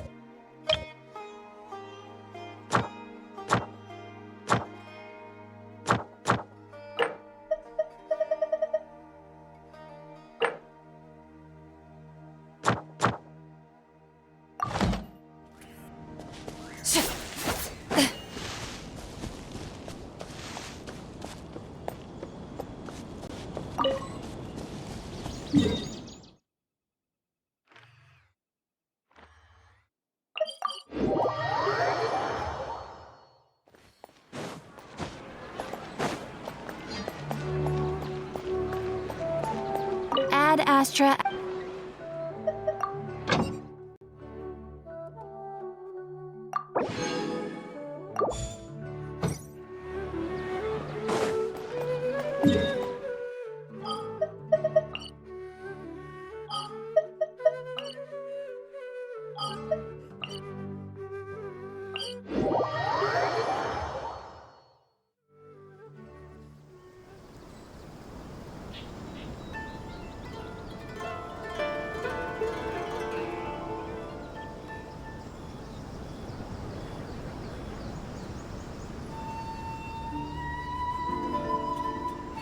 In my role as champion duelist, my opinions do not matter.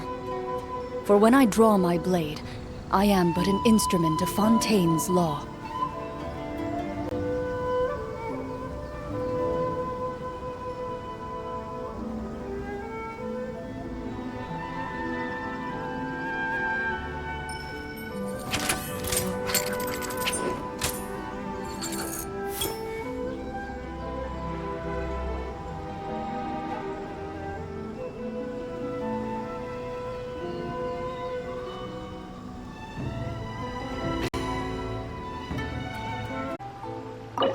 I've lost count of how many times I've had people surrender right before the duel begins. When someone lacks the courage even to draw their weapon, I'm inclined to think that whatever grievance and claims of reputational damage brought them to this point are just the skewed opinions of a self-serving individual. Long before they face me, they are the architects of their own defeat. I needn't make a move when someone is a prisoner of their own soul.